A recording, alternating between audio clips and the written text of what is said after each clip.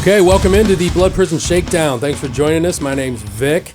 We talk horror and Halloween here pretty much all year long, bringing in people and that are good to the industry, that are familiar with the industry, because that's what we love. And today, special guest, I've got Roger Miller. How we doing, man? I'm doing good. Thanks for having me. Thanks for coming down, man. You came down from Cleveland, yeah? Yeah, like an hour, right down 71. Yeah. Hour down here. And I love the drive. And just driving in here has, it's kind of special to me. Special to me because I'm a Shawshank, was part of Dead Matter and, several things that were here. And so, there's familiarity here. Oh, my gosh, the Dead Matter. Yeah. We'll get into that. Yeah, absolutely. I was on that film, too. Nice. So, we'll definitely get into that. So what's been going on, man? What's new up in your neck of the woods up there? Tuesday at 7, right? You doing the Tuesdays at 7? Yeah. Tuesday at 7. It's essentially a Facebook group, right? And we're heavy on the effects. We're heavy on the hunting, the experience stuff, right? Yeah. And we also extend into every creative aspect that we can possibly try to get our hands on, whether it's glass blowing, portrait drawing, circus performers. I mean, you name it. Over 5 years, we've interviewed somebody with those gifts, and it really opens up crazy opportunities. And I'm blessed to be surrounded by incredibly creative people. Yeah. And I'm excited to spend some time with you tonight. Well, I'm blessed to be around creative people, because if I'm not around creative people, I'm not doing what I'm doing. You know what I mean? Because I'm like, I am not the create. I mean, I am, I guess you could say, but not to the extent of like some of the people that we, mutually know. Right. I was blessed or whatever to be around, right place, right time, and everything. Yeah. I am not an artist, but I work with a lot of them, so I feel very fortunate, including yourself. So, what, as far as you talked about effects and everything. I'm sorry. Right. You talked about the effects side and everything, and I know you do that as well. So, is that where it started for you? I mean, as far as like getting into makeup or even just Halloween? Was it, trick-or-treating when you were as a kid? How did you get that this is it for me. This is what I'm doing. How'd that happen for you? Yeah, that's a great question. And this might be the first time that I've been asked that, strangely enough, right? Yeah. It started, there were 4 boys in our house, right? And so it was my mom, who was a 5-foot, Eastern European Hungarian woman, right? And my father and 4 boys. And we really enjoyed scaring the crap out of each other and our parents as well. And we'd get down to some really, there were times that, we'd be at home and we'd cut the power off, we'd sneak. It was like we were into it. Yeah. So kind of that thrill of scaring, our friends and our, siblings were, kind of caught that bug, I think. It was nice to set it up, right, to have an instant reaction. And so I think there was some of that. That if we went back, those were, early years, 6, 7, 8 years old that we were doing that. And so I think it was the reaction was the initial bug. Right. I look back, and usually around Halloween time, I post the first time I've ever touched makeup. And it was, I think my mom, it was to her dismay that she came home on October, from work, whatever. And I had gotten out her pots and pans, and I had melted the crayons. I'm like, I need to create this burn look. And so I melted crayons and created a burn look using cotton stretch across my face. And I didn't, at the time, I had no idea how to do any of that stuff, but that was, my first jump in. It was your try. I'm going to try it first this try. way. Yeah. And I don't want to just wear a mask. I wanted to create something unique. And so, not even 10 years old, I was grabbing and stretching cotton and wax and stuff on my face, and still have those photos and love to even go back to them.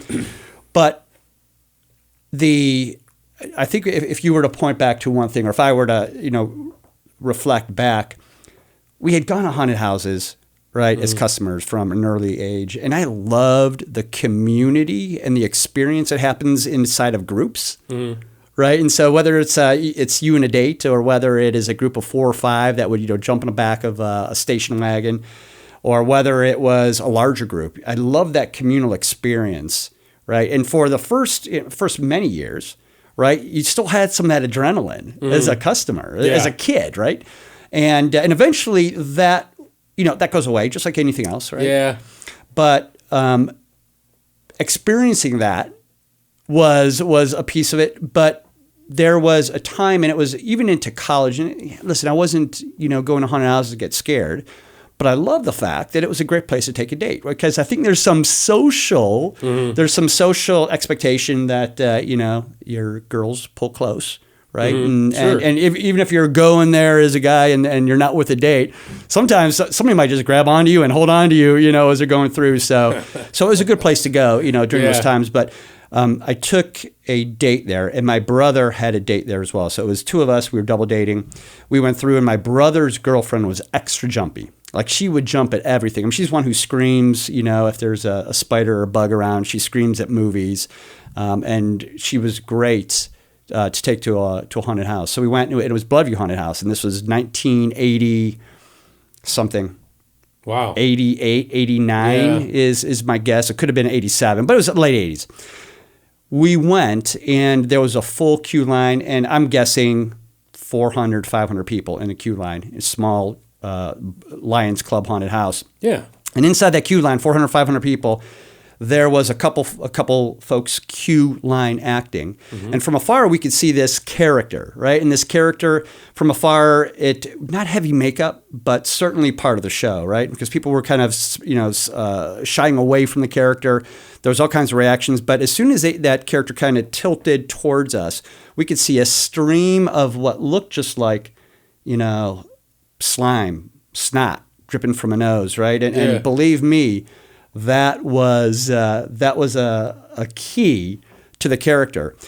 This character continued to act and move, and from afar we could see that as soon as he caught everybody's attention, right? And I mean, he was very intentional about grabbing it, right? I mean, there was small stages. He was able to get up. You had not only 20 or 25 people looking, but now you had 200 or 300 people, or maybe 300 people watching this character. I mean, it was well orchestrated, well improv'd. Yeah. And that character grabbed little finger, and that little finger would go up that same nostril where the snot was dripping off, and would tweeze out a huge booger. The booger, which was probably this big, very intentionally. I mean, it was pulled, and like people would just go boom.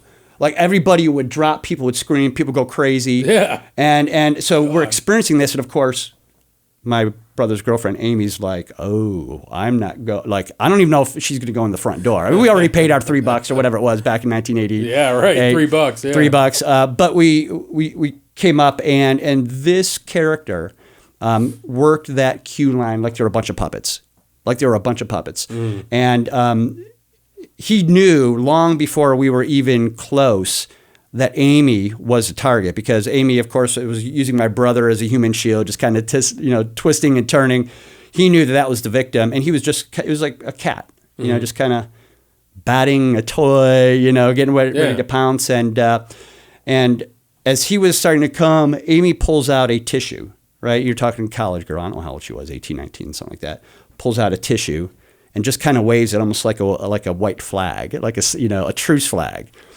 Booger comes up, grabs a tissue out of her hands, turns his back towards us, and puts that tissue in between his butt cheeks, like on the outside of his pants. And then he goes the other direction. And all of a sudden, as soon as as an actor, right, as soon as you turn your back, you give the perceived sense of safety. Yeah. So when you turn your back, I mean, that's, usually time when you pounce, right? I mean, that's certainly what we've taught, and that's what we've experienced. He turned his back, and he went like probably 20 feet that direction, and he just kind of waited, right? And as soon as I think Amy kind of eased up, he turned and took that tissue out from, his pants and went after her, and Amy was gone, back to the car, wouldn't come out. I mean, she was gone for the night. And so this sounds really strange, right? And so that interaction, seeing Booger, right, who was certainly an iconic character, local celebrity at the haunted house, to see him use his improvisational skills and to see him almost like a puppeteer, just kind of play with 300 or 400, 500 people in that queue line, that caught me. And it wasn't the, the early years of the crayon across the face. And it wasn't, scaring my brothers and my friends. It was that experience when I was like, whoa. There is something here that intrigues me. And so after we finished, now Amy didn't go. So my brother didn't go after her. He went through the haunted house with us. Right. And because he knew that she was back in the car, just kind of huddled down. And so we went through the haunted house. And afterward, I went around back and I grabbed some information going, I need to volunteer here because whatever I experience, I want to learn more. And so that's the origin. If somebody says, give me the 1 point, that's it. So that's where you started then, Bloodview, like working in the haunt, like actual acting and everything. Yeah. Well, shout out to Booger because that's an amazing story.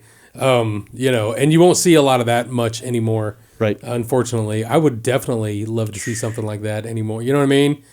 See someone go that far with it. That's just, that's out of this world, man. What's kind of crazy is not only did he send Amy running, he grabbed that. Now, remember, now 500 people are watching. Yeah. Right? Everybody in the queue line is now watching this interaction. Amy's gone. He turns around, right? Crumples up the tissue and throws it. And a tissue doesn't fly. Like it. Yeah, it just kind of does it. People they left like the tissue was some type of just craziness. The fact that he threw that tissue, and people scattered from it. They don't want it near him. They don't want They don't want it to be near what he was holding. And people love that character. They still reflect back to some of the greats. Booger, John Bingham, Booger was certainly one of them. Yeah, that's classic. Yeah. Well, and there's something to be said too because like we had it for that scare you were talking about. Getting that scare, and this wasn't this past season. I think it was the season before, the 2020 season, maybe. I don't know. It was 21 or 20. Yeah, one of those. But I was outside talking to a friend of mine, Todd from Cincinnati. He was up, and we were standing there just talking, and there's a group of people come up. They were younger. Yeah. Okay. They were young. They weren't, old people like us that have lost the thrill. But there were younger people, and I had a guy a slider out front. Okay. And he kind of snuck up on him and he just slid past him and they just separated. Everyone screaming and running, and we stopped and we turned and looked like, what the hell? Because you're not used to hearing that as much. You know what I mean? Because you're just like, oh my God, because like I go through a haunt now. I'm not scared really. I mean, I'll get a couple things, but it's just like, I'm looking at, how they designed it, how the sets, where their stuff is, how they did it, just for, inspiration. Yeah. But we were talking and I was like, man, I wish I still had that. I wish I still had that fear going in, knowing, or thinking that, am I going to make it out of here? You know what I mean? Because like your first couple haunts, I know me personally, I was just like, we did a haunted trail, and I legit thought I was going to die. Now, granted, I was a little kid, right? But I was like, I'm not going to make it through this. Someone's going to kill me. I want that again. And to create it for somebody else, I think is something that that maybe many hunters, right, don't acknowledge. They're like, yeah, I do this because I enjoy it, but to say I experienced that as a kid and it was thrilling, and I'll never forget that in the scare in 1972, or whatever. Yeah. Those are lifelong memories that we made, but as hunters, we're creating lifelong memories for audiences as well, and it's something that I think about and ponder from time to time. There was this one girl that used to work here, not for Blood Prison, okay, but for OSR. She doesn't work here anymore. She quit and moved on, but she would work at Halloween. Mm-hmm. And she told me there's this kid outside. She come in, she was just like, they do this thing here. Like we're always dressing up, but the OSR staff will I think one night a weekend they would okay, this night it's whatever, Pirates of the Caribbean or Nightmare Before Christmas. It's like a theme or, whatever it may be. Yeah. So it was that night, and she was walking around, and this kid saw her and said whatever, you're not, you're nothing, just giving her shit about it, and she's not even on the haunt crew, but it kind of pissed her off. So she comes out over here, like right where our queue lines come in. There's a set of steps on either side that go straight up to, the second floor of the building and everything. So she's like, I'm going to get that kid. I'm going to get him. So I was like, okay. So we're standing there and she's on the steps, and you could scare there all day because people, as soon as they walk in here, they're just like, they're looking around just waiting. Yeah. Yeah. And she reached through that step and just screamed, or reached through the railing and just did this scream. This kid hit the floor and just like bear crawled, like, to the steps trying to get up. And she was just like, her face just lit up. She was like, oh my God, that was so much fun. And I'm just like, it is a lot of fun. Yeah. It's so much fun. Now, you're not going to get a scare like that every time. Right. But she stayed on those steps the rest of that weekend and just had fun. Even when she wasn't dressed up, she would just like reach her arm through and freak people out. And she would just like, I could do this all day. It's a variable reinforcement, right? We talk about, I've got some behaviorism, right, studies in my college years, but it's so variable reinforcement is, you think about it like a Skinner box, right? A rat goes in there, right, and if a rat just gets a scare every single time, or a pellet, I should say, right? Rat presses, gets a pellet. If you take away that pellet, the rat will stop pressing the bar really fast. But if you give a pellet on a variable, like get after the second one, then after the 20th, and after 100, or back to 1, or back to that variable reinforcement gets folks connected and hooked in those things. And I think that if we were hunters and we got scares every single time, right? And the scares stopped, we'd lose interest. But because the scares are variable, let's say it's the third customer, the 7th, the 20th, or because it's variable, I think there's a bit of addiction that goes into that as well, I believe. So give me your thoughts on scaring. So for instance, I could go back and forth with actors, or with, my zone leaders, or with my acting manager. And we all have our theories or the way we want to do it. But it's, it's a mixed bag. But like when I go through a haunt, like for the scare, I'm not going to get scared by seeing somebody standing there. You know what I mean? That's over for me. I get scared by someone jumping around the corner, the loud noise. I'm like, whoa, what the hell? That's where I get scared. What are your thoughts on that as far as like, cause some people are just in a room and they're just kind of doing their thing, and and when you walk in, you see that, and they might just look over at you, and and that's kind of about it. Other people will walk up and say something, that's just out of this world, messed up in your ear, and you're like, what the hell? And then other people are just jump scaring. Yeah. What's your preference? I guess you could say, if you were at your haunt, for instance, like how would you do it? Yeah, a good question. I would say that I'd probably choose a cast, right? And if I owned a haunt, right, and I have it, I know that's a lot of work, and I've got some dear friends that own haunts, and I know that you guys are, blood, sweat, and tears. That's a year-round passion and love, and you guys sacrifice a whole lot for that. But what I would do is I would establish a cast, right? And what I would very purposely, I would stay away from every haunt name I wouldn't call a hunter. I'd go, it's a cast. It's my actors. It's my and so what I would do is I'd go into the theater field. I'm not talking about on the scare side. I'm talking about identify what my cast would do, and then what I would do is just really train let's say it's the iconic the group. It's your queue line where your stories are built. I believe that the most successful kind of iconic characters are ones that improv good, right? And what separates haunting, I think, from probably other theaters is that we break the fourth wall. If you go to let me go back. So traditional theater, right? Traditional theater is you got an audience and you have a stage, right? And typically the theater troupe on stage is scripted and doing something, but they do their thing with almost outside of maybe some pauses for a laugh or something, but they're completely separated from the audience. And in traditional theater, they call that the fourth wall. Like the fourth wall exists, guys. You're going to do your thing, and if somebody coughs or whatever, the show is going to go on. And so the fourth wall exists in traditional theater. And so I think what I really espouse and what I really try to push is we're not traditional theater, right? We're improv, We're immersive, and the only way to be successful, I believe, as a haunt actor, is to break that fourth wall. And to break that fourth wall means you need to step into the personal space. I'm not talking touching. I do not touch I've never touched folks, right? But you need to break that fourth wall, and you need to get in somebody's personal space, and then you need to back out. Because if we don't approach our audience, we've lost that ability to affect it.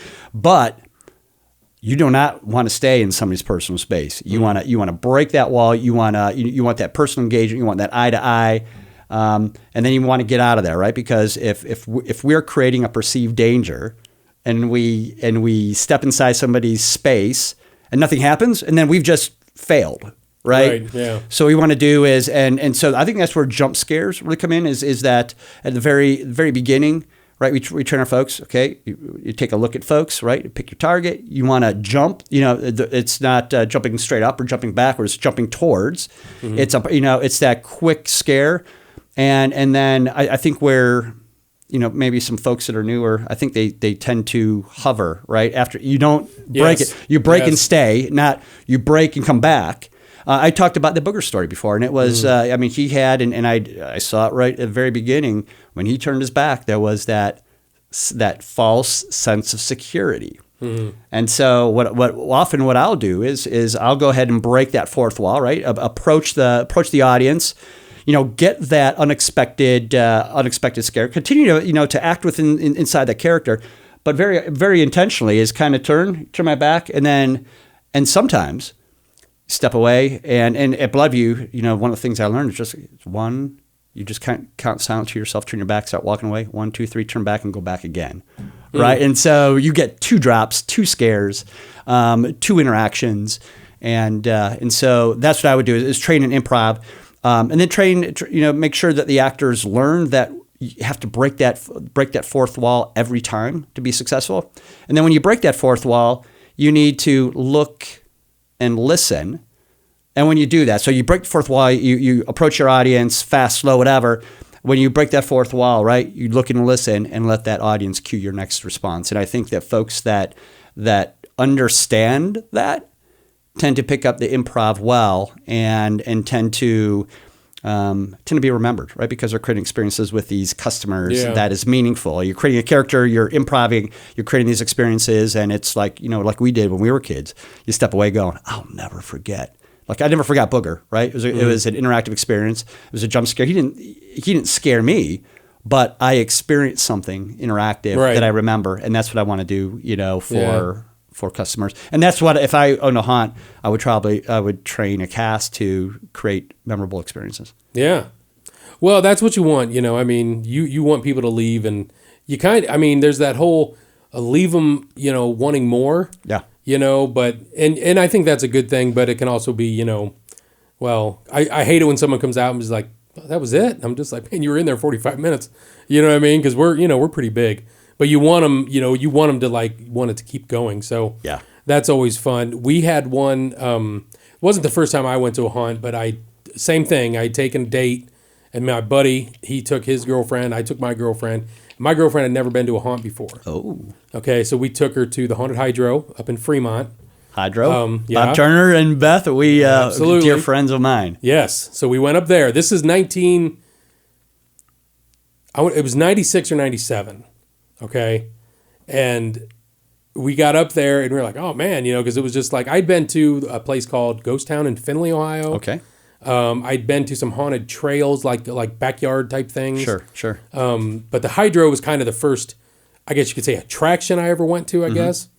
But we go in there and, we were waiting in line and we get up to the front and my girlfriend she's freaking out. She's just like, oh my God, I don't want to do this. And we get there and they had a Beetlejuice guy. I told Bob the story when he was on. They had this Beetlejuice guy, and he remembered the guy's name and everything, if I remember correctly. And he said, ladies first, and my buddy's girlfriend wasn't having it. So I'm like, come on, go. And I just kind of pushing her in there. I remember we went in that door, and they just closed it, and it was dark. And it was just us. It was just us four. And we were like, okay, where do we go? And we didn't know what to do. So we're just kind of sitting there, and it is pitch black. I mean, I cannot see my hand in front of my face.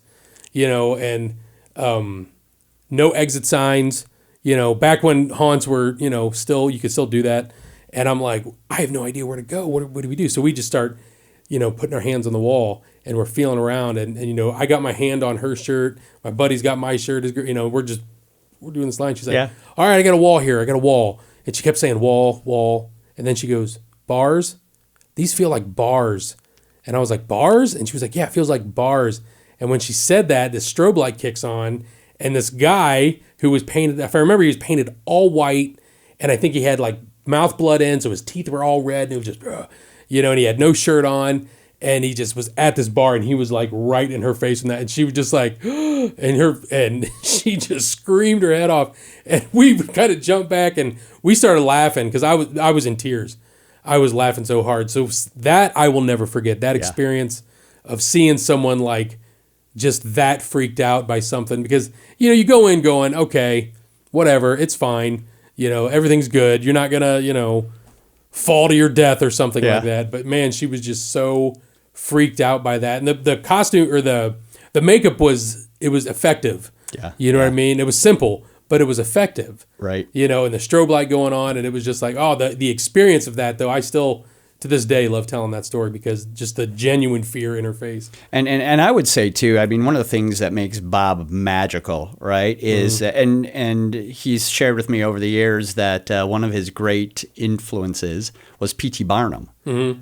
And he does a great job of barking, right? Barking at the front door. I mean, he is interacting with, it's had to have been million people. Oh. I don't know how many people have walked through the door. Maybe millions. I don't know. They've been 32 years they've been running that? Yeah. And I mean, so he is interacting. He has this P.T. Barnum barker going on. It's weird, crazy Bob way. And he sets it up and he even goes, ladies first, right? And he closed that and he sets that up. And I think that is something that I think more veteran. You don't have to be around for years to figure it out, but I think the veteran folks realize the setup is as important as that scare. And so it was so important for Bob to, shuffle people around, move you guys in, close the door. You went from bright lights into dark, and then it was the wait, right? Yeah. And so that setup was so important for that to occur. And I love to hear that story. And it worked. Yeah, thanks for sharing that. Like a charm. Yeah, I mean, it really did. I was like, when I first started doing this, like, I want to do something like that because it could be a throwback and it's effective. It still works, just like an old black maze. It's like a dark maze. They're still effective. You know what I mean? You don't see them a lot anymore, but they're still, when you're, like I had one here, but, I have to put exit signs around every corner. So it's kind of hard to have a dark maze when all you can see is like red exit lights everywhere. Yeah. So, those things, I know it's safety, but those things are what make doing a haunted attraction now kind of difficult, you know what I mean? On from my end anyways. Yeah. And it certainly takes away some of the the old school feel, right? Where you just you stapled carpeting up on walls, right? And and we're up and down steps, and there was no signs. There was sometimes in old houses for the JCs and the Lions. Everything's painted black. Everything's painted black. And those memories back in 70s, 80s, 90s. I mean, that was magical. Yeah. Haunt time. I mean, listen, really things are really great now. I mean, but there's some old school throwback stuff that I think has been lost through the years. Visually, things now are stunning. Just stunning. Amazing. Yeah. You could go places and you're just like, holy shit. You're just floored. And the way things are set up, like I went to one in Nashville. Nashville Nightmare, I think it was. Really cool haunt. It's an attraction. I mean, it's in a big, where there's like 3 or 4 different haunts. It's a giant building. Love it. It's so much fun. They had a pirate ship. Okay, like I remember walking into. This is another story I've told a million times because I was just floored by it. It was me and one of the guys here. We were at HauntCon. I don't know if you ever remember HauntCon. Oh yeah, absolutely. So we were at HauntCon in Nashville. Okay. This would have been 17, maybe 16 or 17. And we went to the Nashville night. Anyways, I remember walking into this. We went through this we went through like the military. It was like military, and that was fun because they were like they were real rough with you. And then you get into this next one, and you go through all these different rooms with these different scenes that were just spectacular. And then we go to the next scene, and it's a pirate ship that was probably, I don't know, I'm going to say 20 to 30 feet tall. I mean, the first thing I thought of was Goonies. But built inside the warehouse. In there, inside yes. the warehouse. And you're walking up, and we just, like, I was just like, literally, a jaw dropped. And I looked at my buddy, I was like, are you seeing this? And he's like, this is crazy. And then they had, like, the side of it was kind of broken out, and that's kind of where you went into the pirate ship. Yeah. So it was just like, back in 1990, you wouldn't see that, really. Yeah, you would never have seen that back in 90. And then they had like the big Gorgalore alligator inside that, when I walked in, it was like, and it just like, the big, it was an alligator in this pirate ship. And that's the first thing I thought was, it brought me back to a kid. I'm like, I remember watching the Goonies in 1985, and the big one-eyed Willie pirate ship. Maybe it was inspired by that. I have no idea. But it was just like, wow, and that inspired a lot of what I do here. Yeah. You know what I mean? Because we want to do that really big, cool stuff. Yeah. I don't even know when it was. I'm guessing 94, 5, 6, where the nonprofits, right? It was the Lions Clubs and the JCs and Kiwanis and other nonprofit groups that were putting on, the majority of haunts at the time. And the ticket prices were low, right? Yes. I mean, it was under $5 maybe at the highest end, but often less than $5, certainly with a coupon. Yeah. And there was a point, and I don't know when it was. Again, I'm guessing 94 to 96, where the big budget for profits started to come in, and I think that's where things certainly shifted. Where you were like, okay, now you've got big production, you've got big budgets for makeup and masks, and you've got props, and all of a sudden, you had great prop companies showing up, right? You had Transworld starting. I mean, now all of a sudden, right, you could go and you could pick up a 30-foot, prop, right? Yeah. That stood up of whatever, or a dragon, that big would, werewolf statue. Oh yeah, I mean crazy stuff. Like all of a sudden it didn't exist, and then boom, it was everywhere. Yeah. And that was an exciting transition, but that is certainly a transition. And I would love to hear anybody else go, oh yeah, that was 90. I'm sure somebody's done the research and go, yeah, when the for-profits started to really step in and budgets improved and maybe the quality went up. I don't know if I'd love to hear maybe the audience respond. When was that? Was that like 95, 96? Maybe I'm totally wrong, but I would say it was about that time. Yeah. I mean, late 90s, early 2000s maybe. But I remember like the first time I went to Transworld. Mm-hmm. Now, I didn't go when it was in Chicago. That was before my time. Okay. But I went, I want to say it was 2009 or 2010 was the first year I went to Transworld. Blown away. I walked in there and I was just like, we were setting up and I was just looking around at all the other things and I'm just floored. Yeah. I'm like, wow, this is just off the hook. And then the dark room, we go in there and then like the vortex tunnels. Oh yeah, the dark zone, right? With all the, yes. Yes, and it was just I was just like I remember taking my little shitty phone that, it was just trying to get a video in there, before you had these, big fancy phones now. But I was like, "Oh my god, this is so cool." So we went 9 and 10 and then I stopped going cuz I was more like of a shop guy. Sure. And then I didn't go back until probably 7 years later. Okay. And I was telling the guys I was going with, it's like, oh, you guys are going to love this. This is, this is really good. It's out of this world. And I got in there and I was just like, holy shit. And they're like, what? I'm like, this is even better than it was back in, 7 years ago when I went. Yeah. I was just like, I mean, it evolved that quick. Yeah. Just the evolution of it was just amazing. Mm-hmm. And I think people want to see that, when they go to any kind of haunt, which can be, at a disadvantage maybe for like home haunters, or the smaller stuff. Yeah. Because they want to go to this haunt and see, we were at Netherworld, you know what I mean? Or, Atrox or something like that that's got all this crazy good stuff, but you can't help it. Yeah. You want to see that big, amazing movie quality. You want to be in a movie scene. You want to be on the movie set. We're on this set. That's the kind of the goal now, Yeah. Yeah, for sure.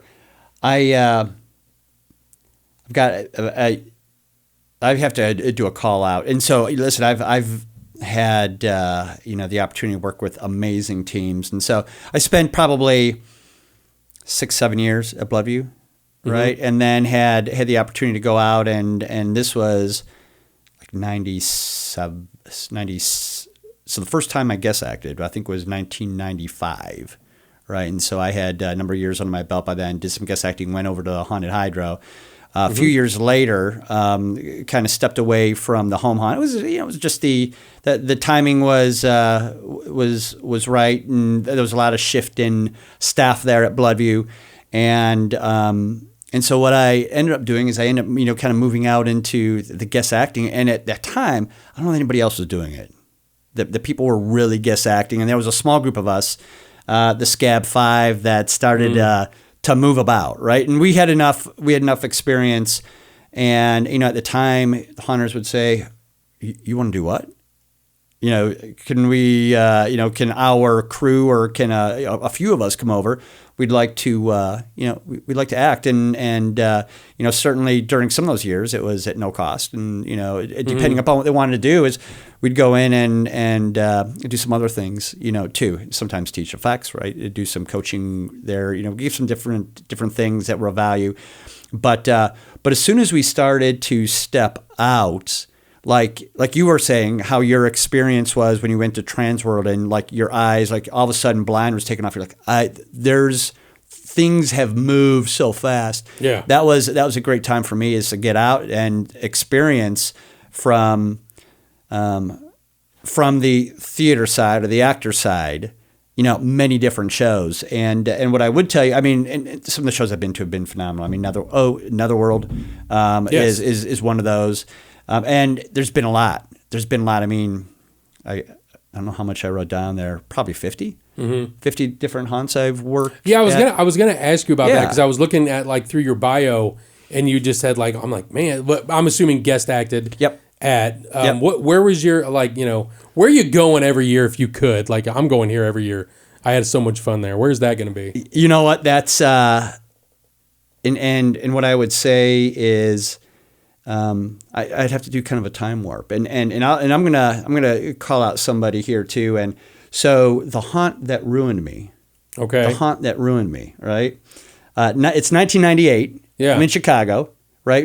So we're guest acting. We weren't in Chicago for Transworld or any other convention. We had taken a group of us and we went up to Chicago to make some rounds in those Chicago haunts, and we were scheduled with a haunt in, I think it was Berwyn, which is a suburb of Chicago, and the haunt was nestled inside of a kind of a residential area. And as we pulled up, this haunt was a century-old church.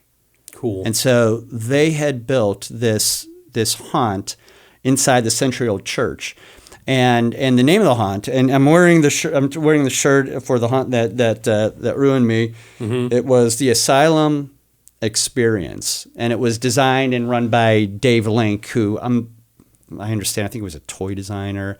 Okay. But he created this haunt, and he created it as an experience, right? And I mean, we hear of experiences all the time right now, right? But back in Berwyn in 1998.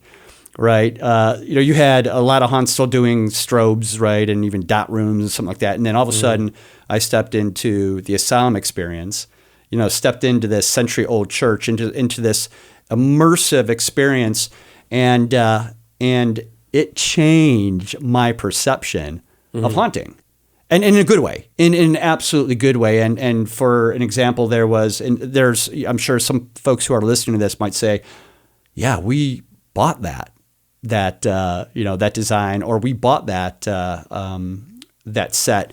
But for instance, there was one, and I remember stepping in, and so as a guest actor, right, back in those days, we had to provide a resume, we had to provide photos, we had to provide, it was a lot of stuff that we had to provide, because people are like, who are you? You're not coming in my haunt. Yeah. And so once we provided that, then, and we're like, listen, we've got a small cast of characters or a big cast of characters. What do you want us to bring? Like you choose, those actors and the characters and bring it. But the magic about that as well was they typically had us queue line and float, right? Maybe even doing some zone training at the time. So they were using us for different things. But it allowed us often to move through the haunt also from the customer standpoint, right? Because if you're kind of moving, and you're like, okay, so I've just worked this zone for 15 minutes. I'm moved to another one and work a set of three or four, sets, designs, rooms, Right. etc. But for instance, there was one, and I had stepped inside this, right? And I didn't even know really what to expect, but this group of customers, and what was really cool about the asylum experience is that it wasn't your typical demographic. So as you step in, you're like, wait a minute, there's people of all ages stepping in here. It's not a 15 to 30 demographic. I mean, there's 40, 50, 60-year-olds. It's sold out, right? Time tickets sold out. And but I followed this group into the graveyard. And the graveyard, it was impeccable, right? If I remember correctly, there was even some projection going on inside that graveyard. 1998, right? Projection. And doors, it was like crept open. And the small group, 8 people, I'm guessing, right? 8 people step into this mausoleum. And as you step into that mausoleum, the doors close behind you. Now, the way that it was lit, you could barely see the eyes of the folks that were with you, right? And so it was kind of like a black light, indirectly, shot on the ceiling, black ceiling. You could just see each other's eyes. And before you knew it, that mausoleum started to fill. And at that point, the folks, the audience, became buried alive. And you can imagine being in a group of 8 folks, you're in this mausoleum, you're enclosed, and all of a sudden you're being buried alive. Now, I'm in there, right? I'm there as a character. I'm in this group of 8, and I'm being buried alive as well. Now, if you were 5'8", you were buried alive over your head. Yeah. At 6'1", it was like right to my nose. And the experience, that asylum experience, the experience that you had inside that one set, that mausoleum being buried alive, ruined me for other haunts. And all of a sudden, you're freed again, and your group leaves. Yeah. And that was one of many, many experiences that Dave Link and his team put up, really back cool. in 1998. And I think that was the very last. I think that was the very last year that they had. I think they lost their lease, and so I think he kind of disassembled. It was custom built for that church. He disassembled the experiences. I think he moved them out, and I think he moved on to other areas. But the fact that the audience, I mean, again, those milestones, right? I talked about Booger, I talked about some of these other things, but the milestone is step out there and go, there was something special about these experiences that were being created back in the 90s. And so anytime that I see something special out there, those are things that are memorable. I've worked, I've known Bob and Beth Turner at the Haunted Hydro since I think I guest acted and did a little bit of teaching out there in 1995. I've had, some of the small ones like Hacker House down in North Carolina, Love Cliff and his team, Bates Motel, right? Erebus, Yep. a lot of local ones, big ones, small ones. There's great leadership. Even from an hour, certainly back in the days, a couple hours from Cleveland, and you've got some powerhouse shows. I mean, right now you've got a powerhouse show, here at Blood Prison. You've got the Factory of Terror. You've got the Haunted Schoolhouse, Haunted Laboratory. You've got some great stuff going on, and so over that time, and I'm assuming 50 some haunts. I've had the experience of working with some of these huge great great shows. Some of them that move, back in the certainly the I call them heyday, right? I don't know, sure.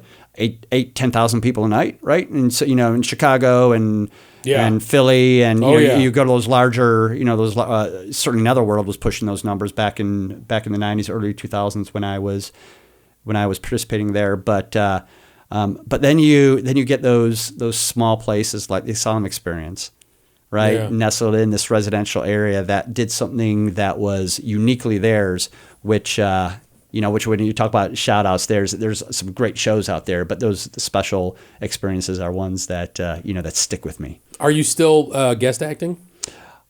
At times, yeah. So what I'll typically do is in my ripe mid-50s here, right, I'll guest act. And it's usually, if I do it, it's usually for a cause, right? And I will guest act.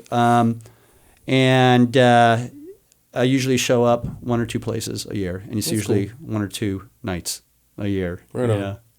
So being up in the Cleveland area, I caught your Tuesday at 7. Just yesterday. Just this last Tuesday. Yeah. So, the big new haunt coming up there with Rick Thomas and Vaughn opening the Nightmare Cleveland. Yeah. You got some insight on that? Yeah, I've got some intel. Oh, yeah. I'm really excited. I'm trying to get up there to, just go check it out. But it's just, we're all, neck deep in everything right now. But I'm really excited for that. I hope we get to go and experience that, because I think Cleveland has been ready for something new, Agreed. Because there's not, like, in Cleveland itself, you know what I'm saying? Yeah. A lot going on up in that area. So I'm really excited. What was your take? I saw you talking to Rick, and Rick's been on the show, and he kind of alluded to it back then a little bit. He was just like, he's like, I got some kind of big news coming, but I can't really say a bunch right now. And I was like, okay, cool. Because I kind of mentioned something about it, and he was like, I know what you're asking me about. He goes, I'll get with you on that more. And then, we talked about it later. So I'm finally glad he was able to do that. But I can't wait to go up and check it out. Yeah, so 6.7 thousand views in 24 hours. Mm-hmm. So I think people are watching. Oh, right? Yeah. We're watching there too. And I would agree that I think that Cleveland, just Cleveland proper, right? Yes. Cleveland has been in need of a haunt for years. And it's funny, the way that, now Rick and I have been involved in similar projects as acquaintances, for a number of years. But a Fear Experience back in 2015, went over, spent some great time there. Had the opportunity to participate in their commercial. I did the kind of the crazy scientist, back in that commercial there. But had the opportunity to get to know the team there, Nick and everybody else that was there, and that's where I connected and got to know Rick a bit better. And listen, he's a natural. He's a natural. He's got the vision for it. He's got the passion for it. He's that perfectionist that that delivers great stuff. So after a Fair Experience, right after they lost their lease, right, and kind of put things in storage. What a shame, because that was a power show. It was great. Yeah, that was a power show. But what's interesting is the location of Nightmare Cleveland is a stone's throw from where Fear Experience was, and I am confident that the location has already been proven, right? And that's Cleveland. You are 30 seconds off a highway, and so you can get to Nightmare Cleveland from east, west, south. If you get off a boat and jump on 77, you could be to Nightmare Cleveland, from Canada, in a short period of time. But they've, and I'll tell you what, Vaughn, owner, right, and also investor, and he oversees it. But the excellence that they've proven with Chippewa Slaughterhouse. Oh yeah, so the proven track record. Now you've got a location, and I think it makes great sense. They're far enough away where they're far enough away where it feels completely separate, but they're close enough where they can share customers, right? A customer might go week 1 here and week 2. You could probably hit both in the same night. We're time tickets right now. What is it, like 40 minutes? Yeah, 40, 45 minutes from Roughly? door to door. Yeah, yeah, exactly. Yeah. And so I would imagine that depending upon how those calendars even compare, that sometimes those slaughterhouse superstars will show up at Nightmare Cleveland and vice versa. So they've got some good stuff going on there, and but they have also had a great they've got a team there that has a proven track record too, right? And so when I saw Dembski up there, with his out there, I mean he's a man of excellence. And I think they share same vision. They complement each other well. They work together at Fair Experience as well. And them both, right? Dembski and Brian works here. He's my acting manager here during the season, and one of my I've known Brian since 2006. Yeah, because he worked with us at Kurtzman's, making molds, and when we did that movie The Rage, him and Scene Rogers did all like a lot of the set work. Yeah. Making those sets look, kind of like what he does here and there. You know what I mean? Yeah. Yeah. And he has a very, if you've stepped by a Dembski piece, it has his fingerprint on it. Literally, probably, but it has his look. It's his. Yeah. And it doesn't matter. And his work is, I think scattered all over the United States as well. Yeah. So you can step into other markets or other haunts and go, wait a minute, I recognize that. I think that's a Dembski piece. But definitely. Yeah. Fun to see something new happen. And I believe too that the entry of a good haunt strengthens the haunt industry, meaning that I think more people go to haunts, right? If there's more options out there, I don't think it distracts. I don't think people say, I only go to one haunt a year, no. Right? They're saying let's go to haunt every weekend, and a good haunt only strengthens that that customer tour. It makes them want to go see other stuff. Yeah, absolutely, for sure. Which is good, because that's kind of the way I look at it too. It's more, I want to help anybody out I can. I'm not gonna, I'll hand out flyers or I'll put banners out from other haunts. Like there's a couple other haunts in our area. Yeah. Smaller scale, but they're great. They're great. The Trail of Nightmares across town is a great haunt. It's an outdoor. You walk through the woods, and they've got little buildings, that you go through and everything. Yeah. But it's fun. They've got like these. They build a cave system and this. I don't want to ruin it for everybody, but they've got like I call it Yoda. I feel like I'm in Yoda's hut from Star Wars. It's really just a really cool experience, and it's fun. And I just like, man, bring your banners out. I'll put them on my fences. That way, all the people that come here see it, and they're doing really well. And those experiences, though, like you were saying, like with that one, I had that at. It was just really fun, just kind of giving other haunts the credit they deserve. Was a place called the Haunted Hoorah. I don't know if you ever experienced that one. I've heard of it, but I've never been. Oh man, they were down in Ashley, just a tiny town of not even 1,000 people, I bet. But it was really fun. Like they had these big military vehicles that you had to get on, like buses, and then they had like these military transport vehicles for like the soldiers or whatever. So depending on what pass you got on a different one. But they would like drive you around. You're like, they had this metal music playing, and they drive you around just and it just seemed like you were going crazy. And I got the extreme pass. I always did the extreme because I want the full experience. And it was like it was an experience. It wasn't just walk in and see what's going on, see the but it was like this whole. It was very theatrical and very interactive. Yeah. And it was just a lot of fun. Like they blindfolded us. And we had to like walk in, like I had my hands on this guy's shoulders, and the guy that came with me, Anthony, and then he fell. I didn't know he fell. I just felt, and then I fall, and they just like are screaming, "Get up!" And we're just like, Jesus Christ, like, all right, we're getting up, and then we go in, and they made us eat stuff, and they shock us with this thing, and I'm just like, God damn.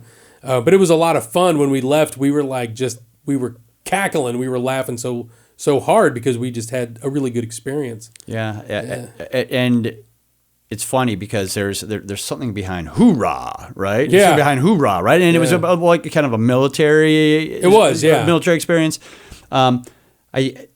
a number of years ago, we grabbed a group, right? And we didn't go through a haunted house, but we did the Tough Mudder, and the Tough Mudder is a half marathon obstacle course. Yes. Right, and the entry of the Tough Mudder, you had to climb over a wall, and so I could get over the wall, right? I could get over the wall on my own, but it's only because I'm tall enough and I could jump up about 9 foot. But if you had somebody who was, probably 5'6", you had to work as a team to even enter the corral at your time start, right? But I love the whole experience things in community. And so the Tough Mudder, what happened is you entered your team, and your team could be 5 or 10 or 3. And the goal was to start as a team and to finish as a team. It wasn't a time race. You had a time that you crossed the starting line, but the goal was to get everybody across the finish line. And that experience, that community experience, I think is something that they do right. And it sounded like that haunted hoorah. Yeah. Had that too, right? It was like, you're going to come experience this in a group. When you leave, you're going to remember it. Yeah. And along the way, it's going to be a ride in between. Well, they did things there that like I could never do here, just because the powers that be, meaning your city code, right? Your regulation and all that exactly, stuff, right? Wouldn't let me do. I don't know how they did it, but I was just like, oh man, that was so like we were literally crawling through we're like crawling. I'm like, what's going on? We're like crawling through this thing. We get separated, so there was 2 different ways you could go.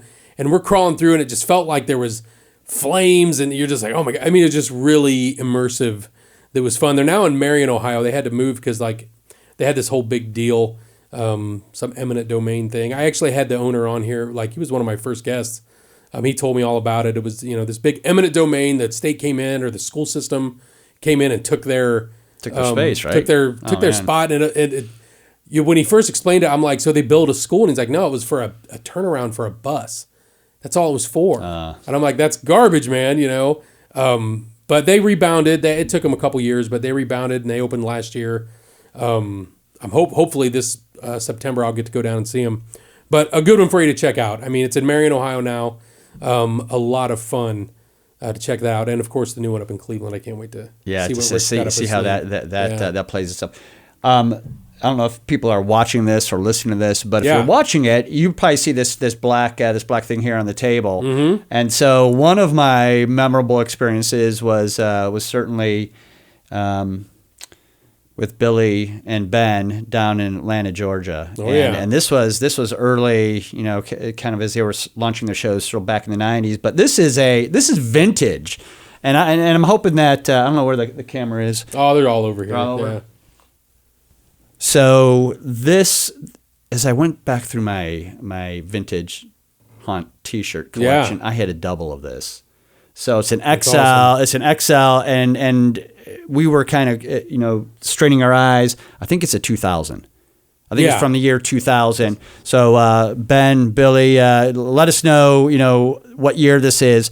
But we're gonna listen. If folks share, we're gonna track the shares, and we're gonna draw a name in a week or so and give away this vintage Netherworld black haunt T-shirt. Awesome. We're just going to randomly pull from anybody who shares it. So, and you guys are all over the place. Where is this podcast? Well, we're on YouTube and Spotify and Stitcher. Okay. Is where we're at. So I mean, you can share it however you want to do it that way. Are you just give it away on Tuesday at 7? Or? Yeah, we'll give it away Tuesday at 7 unless we could think of some other creative way, and we can figure out how to give it out. No, that'd be great. So I did. Yeah, no. Let me know who wins or whatever, and we'll throw a shout out to them and everything when we do the next one. But I think people are going to dig that.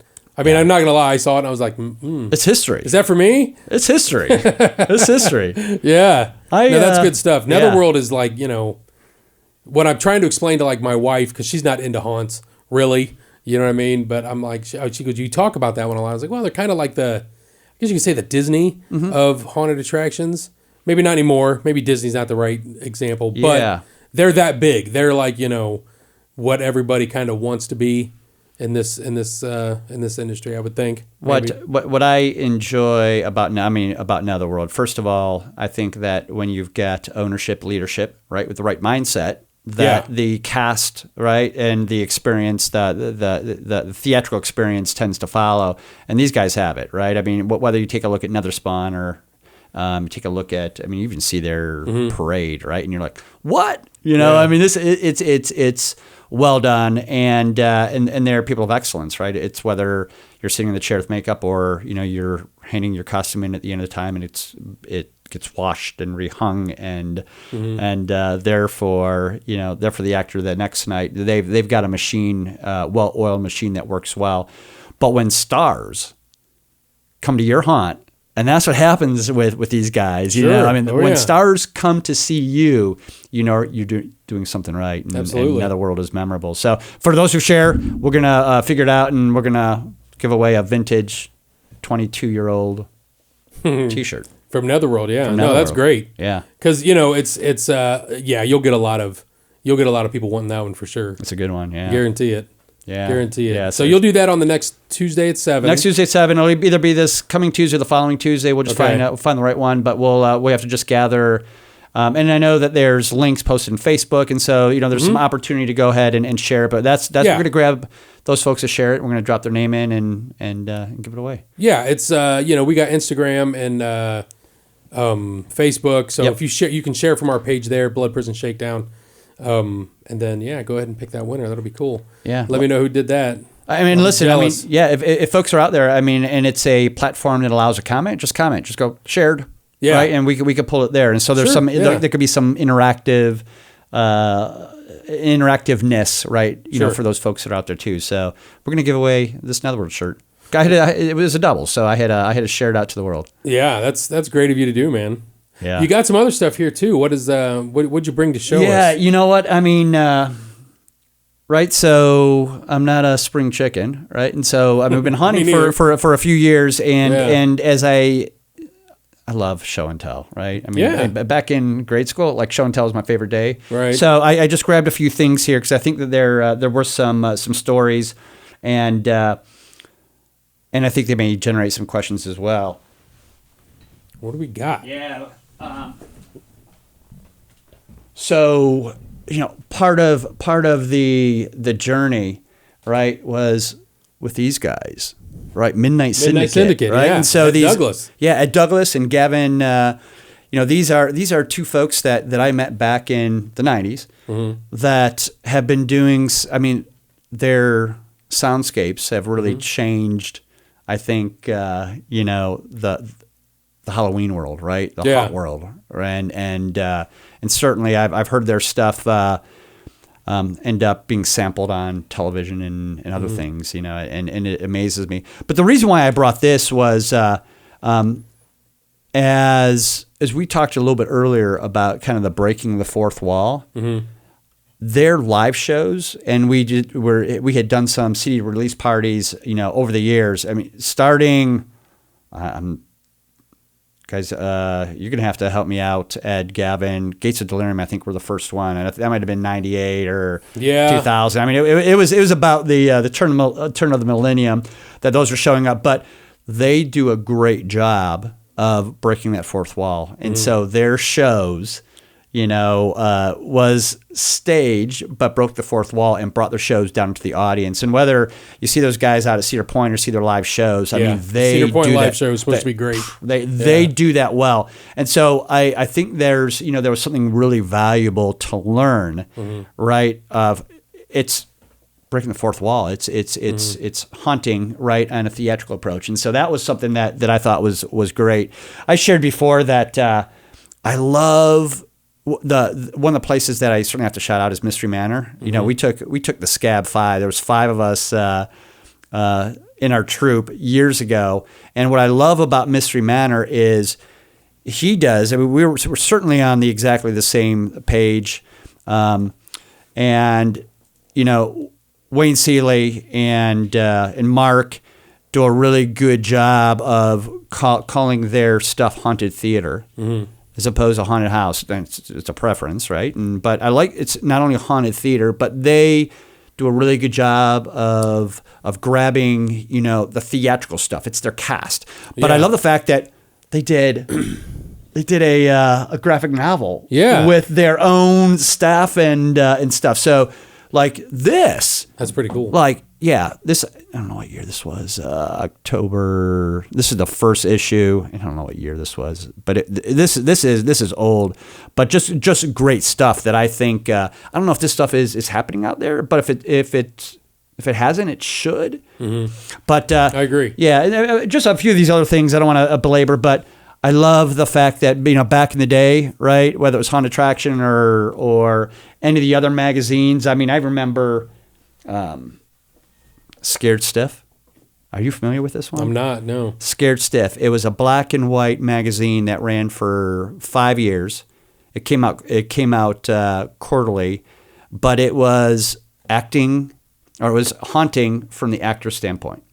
And so it was makeup, it was effects, but there's some great stuff that was happening, back in the 90s. Mm-hmm. And I guess the reason why I brought these is that these were things that really affected me, that really helped me get to, maybe a point where I could do some other cool things. Yeah. And so I would always tell folks, listen, if there's an opportunity, find a mentor. Take a look at the resources, but I'm also kind of sad that with the dawn of, our digital world, that a lot of this print stuff has gone away. So these are just a few things that I wanted to kind of throw out there, and a couple special shout outs. Sure. Well, let's talk real quick. Let's backtrack just a hair and talk about Midnight Syndicate. So, of course, I have Midnight Syndicate in certain areas in the haunt here. Yeah. But now I don't know Gavin. I know Ed Douglas. I love Ed. He's the sweetest guy in the world. We shot a movie in 2006 called The Rage. It was Robert Kurtzman produced it and directed it and everything, and I worked for him. Anyways, so there's actually one of their albums is the soundtrack for The Rage. So they did The Rage, like the score, I guess you could say. Right. And then the following year, and we talked about this a little bit before we started, the following year, Ed Douglas had directed his movie, and we were, the company back then was called Precinct 13 Entertainment. Right. And we kind of were the production company for it. So we produced, I guess you could say, the movie. I did sound on his movie, and you worked on it too. Yeah. So let's talk about that. What was your experience on The Dead Matter? Yeah. So as we talked about before, I had connected with Ed and Gavin, in the early years. I mean, even that was back at the time, even before we were really emailing, we'd send letters, right? Yeah. The old-fashioned way, put a stamp on it and send letters. And being local, right? Living, less than an hour away from door to door, we helped them with their CD, release parties, some of those theatrical, some of the kind of break the fourth wall stuff that they were doing even back at the time. Well, of course, when they go to do a major production, I love the fact that Ed, calls on the team, right? Calls on his circle, and so we had the opportunity to come down. We were both, my wife Beth and I were in the big zombie shoot, right? And so a big zombie shoot here, right here in the same location, right here at the prison. It was what I love about The Dead Matter was it was obviously the biggest budget movie that I've ever been involved in. Right. But it felt really well planned. Yeah. Right. I mean, listen, I've done, I've worked on independent films, some small stuff, even recently some of the 48-hour film stuff. But to walk in and have that, I'm on a real set. Yeah. And I'm going to walk into costuming and boom, here's your shoes, here's your costuming, there's makeup. We're going to break at midnight for, food. And then we got more shots, It was a memorable experience, but had the opportunity to do a little bit of makeup. And that was makeup on ourselves. And but also we participated as in the zombie horde. So when you see the zombies move around, you're going to see both Beth and I, and you're going to see a number of folks. When I see the Scab Five, I'm going to call out Rex Hamilton, Jeff Beck, right? Jeff Glatzer, and then the two of us. And so those are those are members of the Scat Five. But we were all there, and we had a chance to make some phenomenal memories. It was a lot of fun. Were you here the night when it would not stop raining? Oh yeah. Oh my gosh. That was a night. I mean, that was crazy. Yeah, it was like a monsoon. Oh, it would not stop. Yeah. And I remember, because I don't know if you remember, Brian Dembski was on the movie as well. Yeah. He played a zombie in the movie. I don't know who did his makeup, but it looked great. But that night, after they finally called it, I was driving home because I live about half an hour from here. Okay. So I'm driving home, and literally, we stopped at the shop on the way, but it was just like a wake of water everywhere we drove. It was just crazy. Yeah. But we were so excited to be here filming a movie at the prison, just because it's all Shawshank and iconic and everything. But it was just a really fun. The experiences here were fun. The whole movie was a good time. But I had it was going so well. Then after that, we got that torrential downpour. The town I live in was damn near underwater because it flooded. We remember they had the big floods and everything. And I'm like, oh man, this is crazy, And I remember because we were on nights, and I woke up and I remember walking out on my back deck just to check out the weather, and I heard a helicopter, and I look up and I'm like, what the hell's a helicopter? And it's like Channel 4 Columbus. I'm like, what the hell's going on here? You know what I mean? And just like maybe 4 blocks from my house was just underwater. Wow. Because there's a big thing, and I was like, oh, what the hell's going on? So we go after the shooting here. We had to go to this place called Lovolk Park, which is where the scenes take place, where the kind of like the seance thing happened, and they had all the big rocks, so it was in the middle of the woods. Yep. But this Lovolk Park is in the middle of the woods, and there's like a river, Sandusky River's right there, and there's all these ponds around. And because we got all that rain, the mosquitoes just came out of the woodwork. It was crazy. And it made it just like, someone told us hand sanitizer would repel mosquitoes. We're like literally dumping hand sanitizer all over, just trying to make that happen. For a little bit, yeah. But that stuff wears off kind of quick.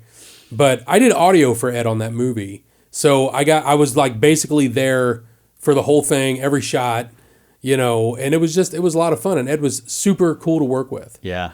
Yeah. Listen, I think that, certainly we're partial, right? And we've got, but there is some really talented people here in, Ohio and, in any one direction, and to have, 2 musicians, that are world renowned, right here in our yard is, that's a gift. For sure. And he wanted to do it I know we, not me personally, but the production crew was like, we're crossing over to digital. You really need to shoot it that way. But he didn't want to do it. He wanted to shoot it on film. So we had to send all the film in to get, color timed and everything. And I would have to send in daily audio, so it was like, oh man, so it could all get synced, and everything. But he did it really authentically. He wanted to keep it, it's like, look, we can make it look that way. And he's like, no, it's got to be on film. I love that. And it was it turned out great. It was cool. It was the look he wanted. It was the vision he had cast. And, absolutely. Maybe back when he shot The Dead Matter the first time around, because that was the first time around, he's like, I'm going to shoot this someday.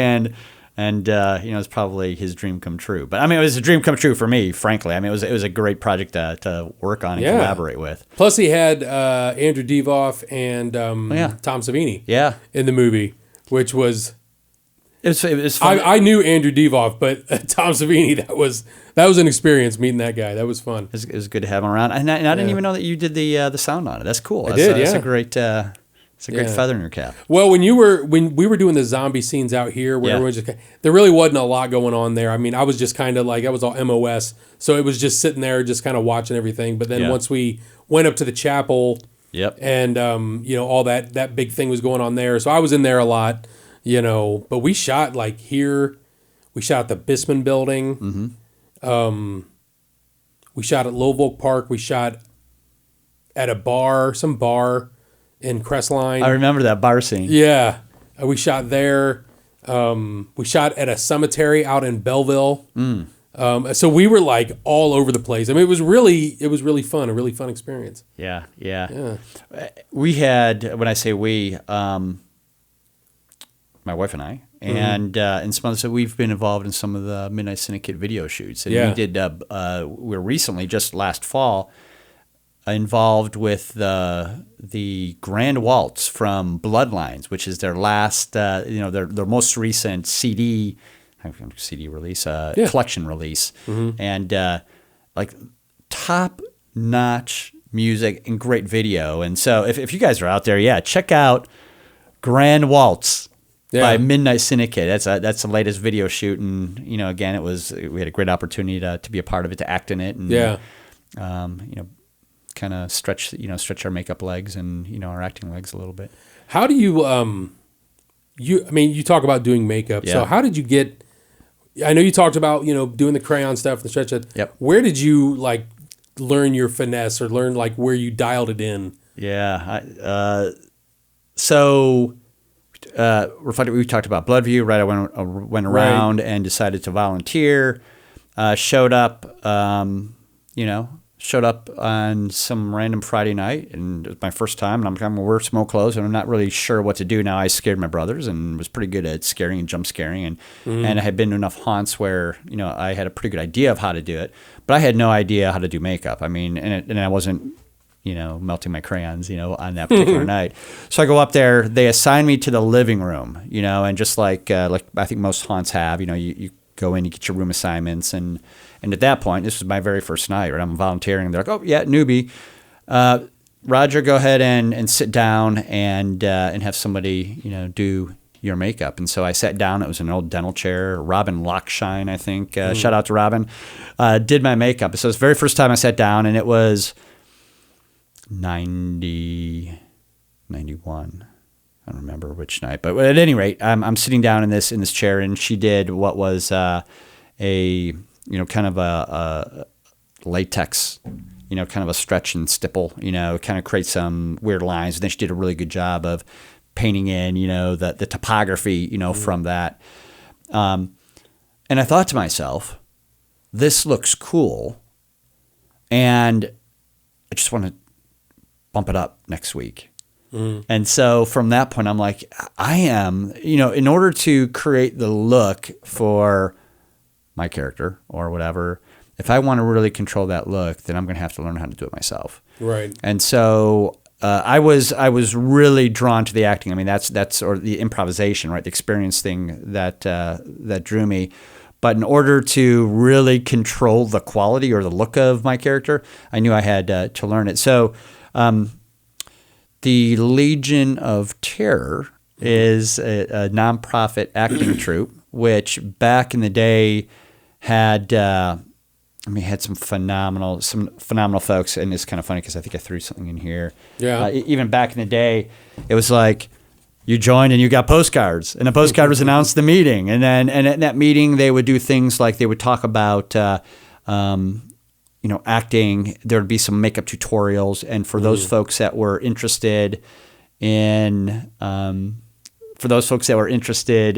learning more, they could kind of apprentice, right? And connect with somebody else. And so I had this internal training. So this is going to be fun. I'm just going to call it out. These names aren't going to mean anything to you. So this says, meeting of the Legion of Terror will take place on Sunday, December 15th, 1991 at the Haunted House. It says, congratulations to Greg Cano, Greg DeFibba, Dave Kometz, Art Mormau, Carol Varga.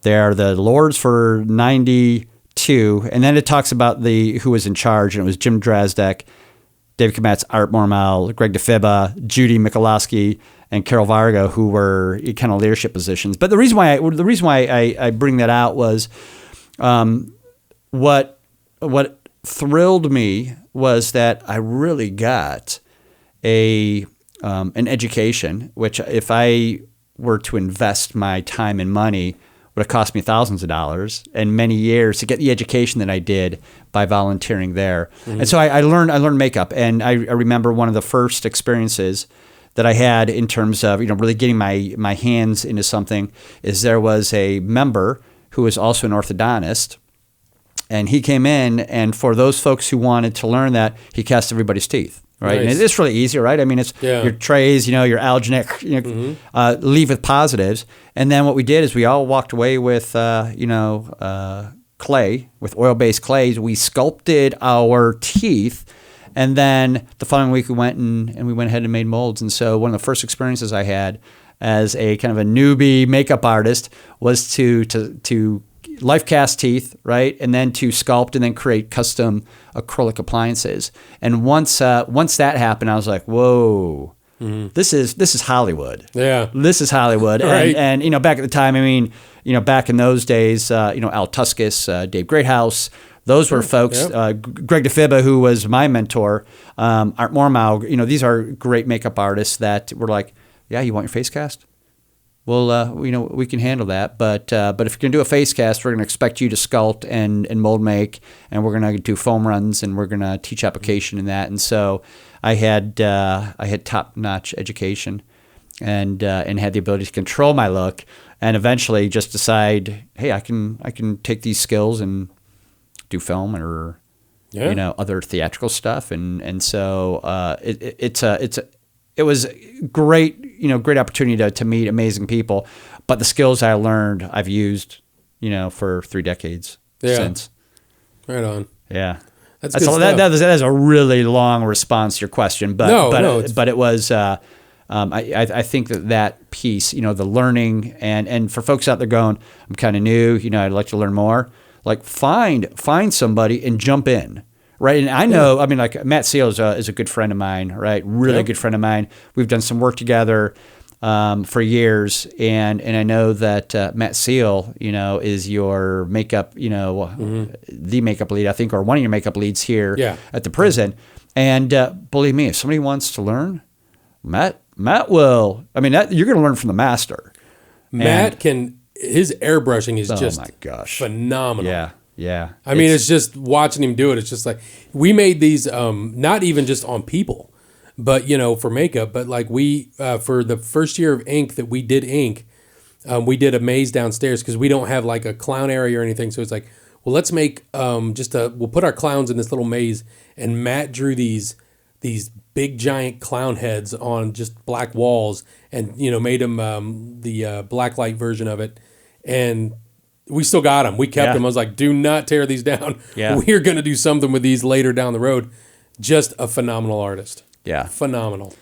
And I think that, for those folks who are saying, hey, I'd really like to learn a skill. And listen, I know that there's a bunch of folks that have that creative, the creative personality that's like, listen, I got a creative itch that needs scratched. And if I could only connect with and learn, have somebody kind of tutor me along the way. I mean, I think the haunt industry and, provides that opportunity for folks. And I think even YouTube, right? And some other, I mean, we're all connected to great knowledge. And so I love the fact that, that your team and I think that, largely the haunt attraction world is willing to share. Yeah. Willing to share that. We do, just within our crew, like, we'll do, like Matt will do, we call them like boot camps. Anybody wants to learn the makeup, to jump on the makeup team, he'll do that. Like we do that, like, I don't know, what do we do, like once a month? Yeah. I'm sorry, Rise over here, she's one of my makeup. She does makeup. She does makeup as well. Yeah, she does makeup, and she works with, Matt. She's on the makeup team. So I'm like, referring to her a lot of the time. The live studio audience. Yeah, exactly. But we do like a makeup boot camp, and he just kind of heads that up, and he, some people just never done airbrush, and he just kind of shows them the way. You know what I mean? And we also do like acting seminars. We got our first one for the summer coming up Saturday, I believe, and it's going to be we do like one a month throughout the summer, and then we do one at the end. So like any new people we bring on can kind of get in on that, and we'll have like I had we've had Mike Maxim come in and do some classes. Oh yeah. Katie Lane come in and did some classes. Jeff Beck. Yep. So I mean, we try to like change it up and have different people do them and everything. But I think it's really good to just keep people on the same page, keep them together, and kind of close knit. Yeah, something I learned over the years, and I've got another piece here for show and tell. So I think early on, right, I talked about, one of those first experiences was casting your teeth, right, and creating, dental appliances. And that's really kind of an advanced thing that I learned early, which is really cool. But in those first years, I was trying to find the way to really push, and I was trying to get bigger and grander, and I even went to making full body suits. Right, and this was the '90s. Nobody was really doing that, and I'm just going to show. And this thing actually still exists. I think I made this one in. I think this is '97. So it's been around for a while, and it's still. I'm just going to grab it. And I'm going to bring it back. Yeah, let's see it. I knew he brought a bunch of stuff, so I'm kind of. So this hasn't been worn in decades, but it still exists, and it's phosphorescent. So it was long finger extensions. Is it latex, yeah? It's latex, yeah. It was soft sculpted. And it was something that I could climb into, zip up the back, zip down the head, and get into a full body suit in just a matter of, get in the suit in a matter of minutes, right? Right. At the time, it was custom-made appliances, so I would just glue them down my face. Right, and then to be out to go. I mean, you could still wear that. Yeah. You know what I mean? Yeah. It's cool to see, like we were talking about the evolution of things, right? Of where it just became, a ripped up flannel shirt, and maybe or coveralls, with a latex mask. Yeah. And now, that's late '90s. You're wearing a bodysuit and everything. Yeah. That's good stuff. But part of the evolution was going so heavy and realizing that I was less effective as an actor in full body than I was to kind of back off. So my evolution as a makeup artist was to get, it was really understanding how to go big. And then after learning that and trying it out, I realized that it was more effective to actually be more subtle. And so to have Matt and, the airbrush team go, yeah, we can paint somebody. Yeah. Right. And they can emote, they can act, they can interact, they can, be eye to eye with somebody. I think that less makeup is more. I mean, I think that's probably a life lesson that I learned. Yeah, the whole less is more thing. Yeah, for sure. And I think with a pair of contacts, I think you could probably, with even just changing the shape of your nose, right, with a really simple nose appliance, right, and changing, maybe even just painting your teeth. I mean, you can be, eye to eye with somebody, and like even Booger. I mean, Booger had very little makeup. It was about the act. It wasn't about the makeup. Right. And so I've certainly backed off of those, those 90 years where, it's kind of full body creations. Yeah, I mean, the cool thing about the airbrush like that Matt does is when he does it, he really makes it like a part of you. So it's not three-dimensional, obviously, but it gives it that look. Yeah. What I love about Matt's work is, like an actor might improv. He's it's kind of like jazz, right? Like you get together, you don't know what it's going to sound like, but you get together and it happens. And Matt is really good at makeup jazz, meaning the model comes and sits down and he creates that work based upon the model that's sitting there. And so he's like, okay, so this model has these, these looks or these attributes. And so he custom creates a look based upon, the actor or the model that's sitting down in front of him, and everyone is different and it's created on the spot. And he's like, oh yeah, this person's hair or the shape of their face or the way that they carry themselves or the way that their hair is done means that I should create the makeup this way. And that's something special. I mean, that's something that, listen, he's just a natural talent. Yeah. But even being a natural talent, it takes years to establish that, that skill as well. Well, he does everything too. I mean, he even does tattooing. Oh yeah. You know what I mean? So he's like, I guess you could say well-rounded. Yeah. I mean, he does all the makeup on the. You can't see that on the cameras, but the Warden's Widow. Yeah, and Andrea, right? Yeah, I mean that's all his makeup, and it's been the same makeup. Her costume and everything has evolved, and she's got a new one for this season. Actually, she's brand new. Looks really cool. We shot the video with it and everything. So you'll probably see it if you come to our event at Incarceration. Okay. Which you got to have tickets to Ink. A lot of people ask me that, like, can I just come and go to the haunt? And I'm like, no, sorry. It's part of the event. You know what I mean? So if you're coming to Ink, she will definitely be here. and that's going to be a good time as well. But she'll have her new costume on. And I think that's a topic that I want to ask you a couple questions on. Okay. Right? And that is, so what is your experience, right, by having a iconic character, right? I don't know whether she was created to be iconic or whether it evolved to an iconic.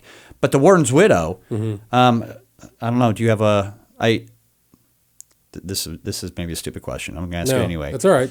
I know the Warden's Widow. I don't know the Warden, and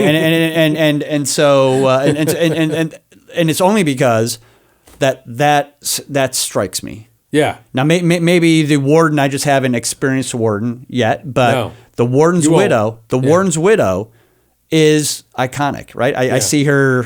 I don't know if she's on a billboard. She was on a billboard last year. She was, yeah. But she's iconic, and so somewhere along the way, was that intentional? Was it? Did it evolve there? And tell me kind of your thoughts. So it's funny because Andrea started out in the East Cell block. Okay. In the church. Now, I mean, I love all my actors. They all bring something to the table. Yeah. But there's always it doesn't matter if you're her and you're 6'7" like she is, or if you're someone who's, a little person or something. Right. Those kind of attributes are, striking, right? They striking. are. I mean, I don't try to take, I've got her on here. I've got another actor there. I've got an actor there. I've got, different people, on things, but she's, has evolved into that. Now, how it happened was she was in the East Cell block, kind of like as the church / school marm character. And she asked if she could create her own character, out of some things that inspired her here at the Reformatory. So I'm like, well, what do you mean? And she was telling me, I'm like, oh, that's a cool idea. So we kind of started out doing this whole family. So we had the warden, the warden's wife, because that's what she was originally. Yeah. And then we had the warden's daughter and the warden's son. So the daughter was Victoria, whatever.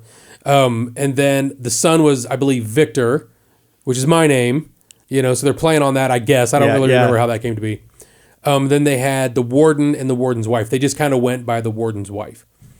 So, long story short, I'm not trying to rip anybody down or, make fun of anybody. But the guy who played the warden was let go the following year. Got it. Okay. So I had to let him go. So what we did was, and I've still got the prop.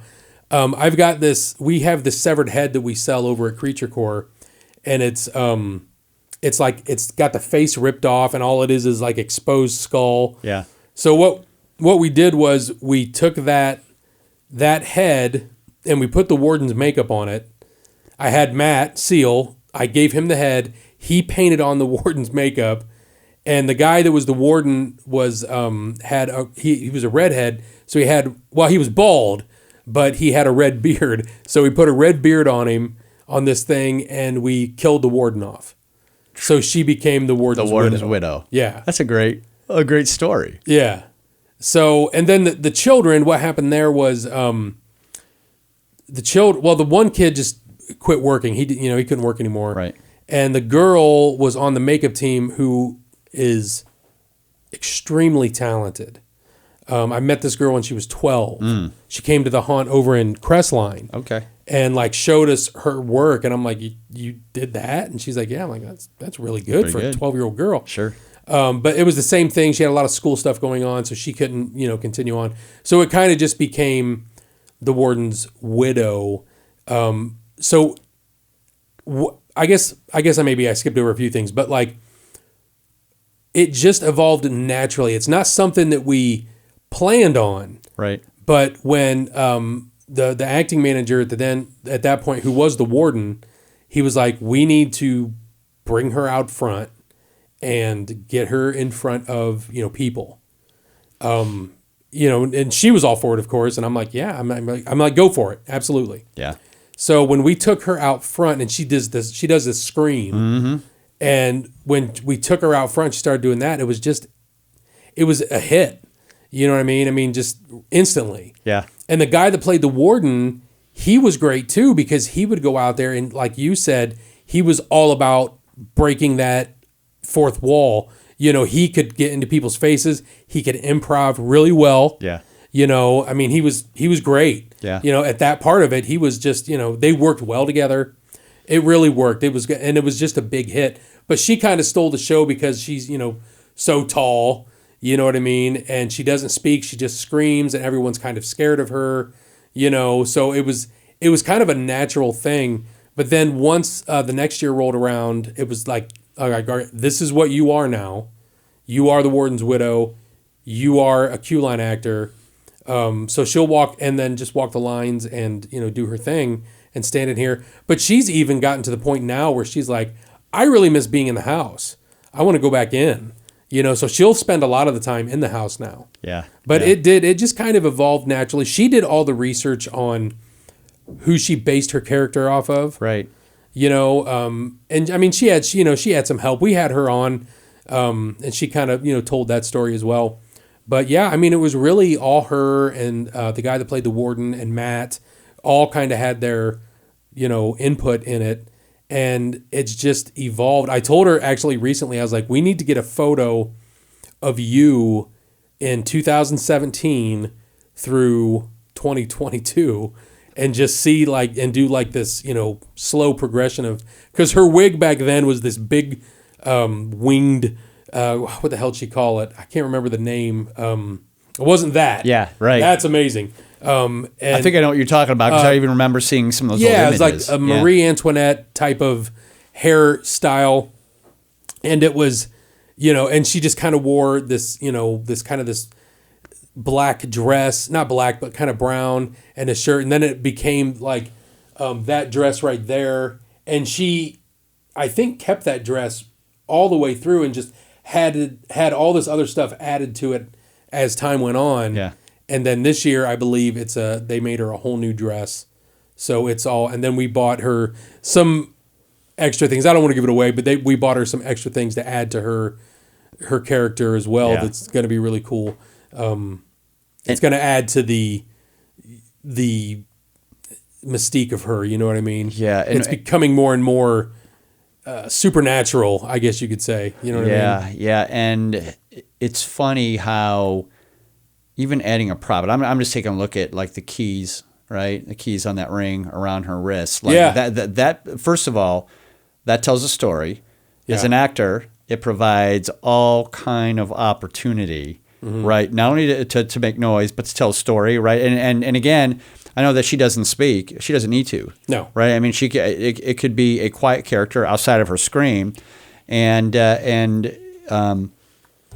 even though she's approaching the audience, nobody knows when that scream's going to come, right? Yeah. And that it's kind of like the Jack in the Box of doon. Yeah. You never know when she's going to scream, right? And so that is I think part of the magic. It is, and a lot of people will come and say, you know, when is she going to scream? Will she scream?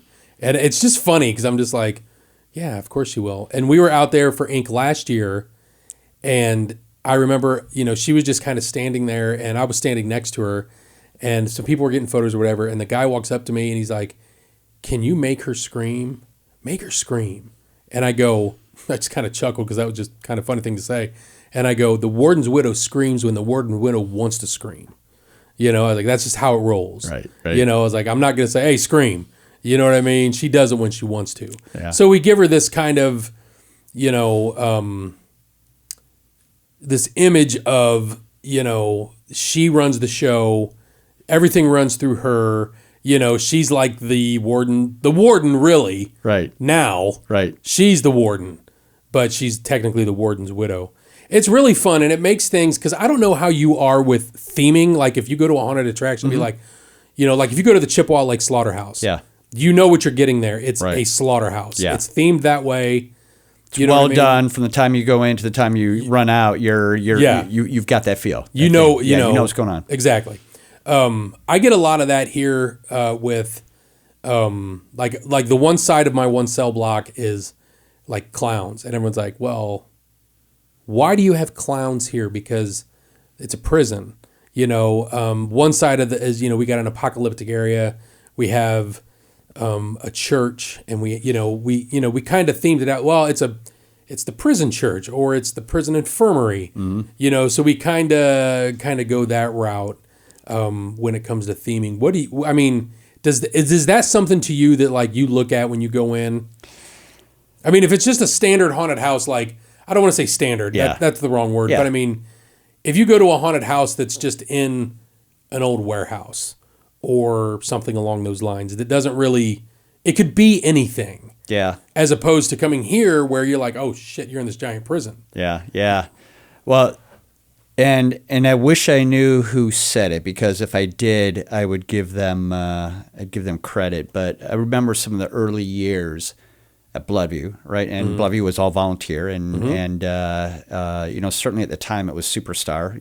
We would on heavy nights we would go 1,000 an hour, right? And that's to a little 3,500 square foot haunt, 1,000 an hour, right? We were packed, and it was a Superstar group. But there at Bloodview, there was not a theme. There was some transition. And right. Very often the transitions happen with black, like kind of like a mini maze, let's say. Like you were in one space, and then all of a sudden you transition through this little maze of black, and then all of a sudden you transition into a new space. And so those transitions, but the statement that I heard is that at the time, and what the group, the community was creating, was bragged upon as we're creating theatrical LSD.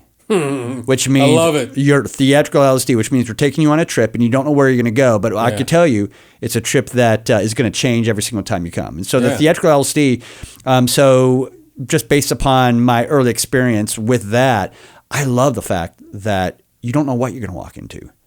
And so I think if I owned a haunt, instead of theming it in terms of like a carnival, right? Or what? Instead of a theme that way, I would do a theme like theatrical LSD, right? I'd even probably put just whatever it is, you're creating an experience that you have no idea what you're going to run into. Yeah. And every single night, and if you come back tomorrow, you're going to see something different than you did tonight. Mm. And I don't mean that in a you bring in a whole new acting troupe, the next night, but that is to change things up, right? And that's to change things up. And so a customer can come back on 2 different nights and see 2 different shows. And I like that idea. So just based upon my experience, I'm kind of partial to non-theming, or throwing in some really unexpected things. Yeah, I agree. So like when the first part of our haunt, we've got like this house. You know what I mean? And originally it was kind of, we built a facade of a house, and it was, well, what's that for? So it's easy to, I can give you a theme, in the haunted attraction for any area. Well, this is like this because of this reason. So like the house, for instance, is become like, it's her house. It's the warden's widow's house. Yeah. In the reformatory lore, it's not lore. It's actually, this is how it worked here. They would live in the, I don't know, it was the 2nd or 3rd floor up there. That would be where the warden and his wife and his kids would all live, because he would live here, because that was his job, was to live here and keep an eye on whatever, So we could say, I'm like, well, it's the warden's quarters. It's the warden's widow's quarters. You know what I mean? Yeah. So we can theme that. We can theme that into the haunted attraction. Right. For the people that want a theme. Right. You know what I mean? But you're changing it up anyways. Yeah. Changing it up, certainly. Absolutely. Of course. Yeah, that's a great question. I don't know that anybody's really said, hey, are you a theme or non-theme guy? And I guess even in the non-themed, let's mix it up. I'd still try to build a storyline behind the experience. Yeah, but what the customer's doing. But I think that I want to throw everything. I want to throw everything at you. I'm the same way. Throw everything at you. Right? I want the overload of intensity, or the visuals in every fashion. From you're going through a pitch black, like solitary, we keep pretty dark because it's solitary confinement. It's everyone hates going through that place, and it's just scary. You don't got to do anything in there. Yeah. You know what I mean? The Right. walls just got paint peeling off. Everything's rusted, and it's just, you don't got to do nothing. Yeah. You know what I Yeah. mean? So we just keep it dark and just, a little bit of light here and there so you can see kind of where you're going through doors and stuff like that. But then there's other areas like, like our house or whatever, where it's just like a set. Yeah. You know what I mean? Yeah. This is like the Chainsaw Massacre house or whatever. You know what I mean? Yeah. And with the surroundings here, right? I mean, some people would try to build what you've got and they can't do it. So you just have to let solitary confinement be silent and solitary. Yeah. And people experience that kind of craziness, right? Right. And I think sometimes even the silence. And if I remember correctly, the time that I've been down there, it's been darn quiet. Yeah. Down there. And so I think there's something to be said about, minimalism at times too. Sure. Less is more. You do it well. I mean, it works though. You know what I mean? Yeah. If you do it right. Do it correctly. Yeah, exactly. And with thought, Yeah. right? Right. You want to do it that way. But it's there's no better, honestly, there's no better way or no better job. You know what I mean? It's like, I feel really fortunate to be doing this kind of stuff. Yeah. You know what I mean? To be able to sit here and talk to you and do this kind of thing. It's just, you couldn't ask for more. Yeah. You know what I mean? It's really legitimately a fun job. Yeah. It absolutely is. And, I think that through the years, to be able to take, kind of these hunting skills, let's say, right? Mm-hmm. And I know I've said it a few times, but they're skills that transcend hunting, right? Mm-hmm. And so I think even sometimes using the word hunt, you're kind of going, oh, well, you belong in this box, But these skills are translatable into many different areas of art. And I love the fact that, a lot of hunters, I love the fact that the Warden's Widow has such a presence out on TikTok. Right? Because she shows up and people are like, is she going to scream? Sometimes she doesn't. Sometimes she does. And so there's people on TikTok, they're just kind of, when is it going to happen? When is it going to happen? And they're experiencing, something that's been created or, that's evolved here all over the world. Yeah. And that's, that's kind of a cool thing. But I think now with the digital age, with film, with 48 hours, with dead matter, with musicians, with what's out there, for those folks that, cut their teeth hunting, if you want to take it to the next level, there's so many opportunities to do so. Yeah. And that's something that really kind of jazzes me up is, the opportunity to go really anywhere. If you're passionate and you start someplace, you go anywhere with these skills. Well, it's funny that, and I think the whole TikTok thing with her started, we did an event here called the Ohio Hunters Association did a, 1 year they did a convention. If you want to call it a convention, it was the year after Midwest had moved to Chicago. So they wanted to do, they wanted still something to still be in Ohio. Right. So they did the Ohio Halloween and Hunters Convention. I believe is what it was called. They did it here. I was a part of it, but I wasn't I helped them get the venue. It was basically, I was like, look, let's work it out so we can do it here. It'd be a really cool venue to do something like that.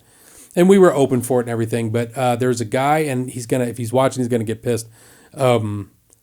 His name's Chuck, and I think they're out of New York, and they're called, oh shit, I can't think of the name.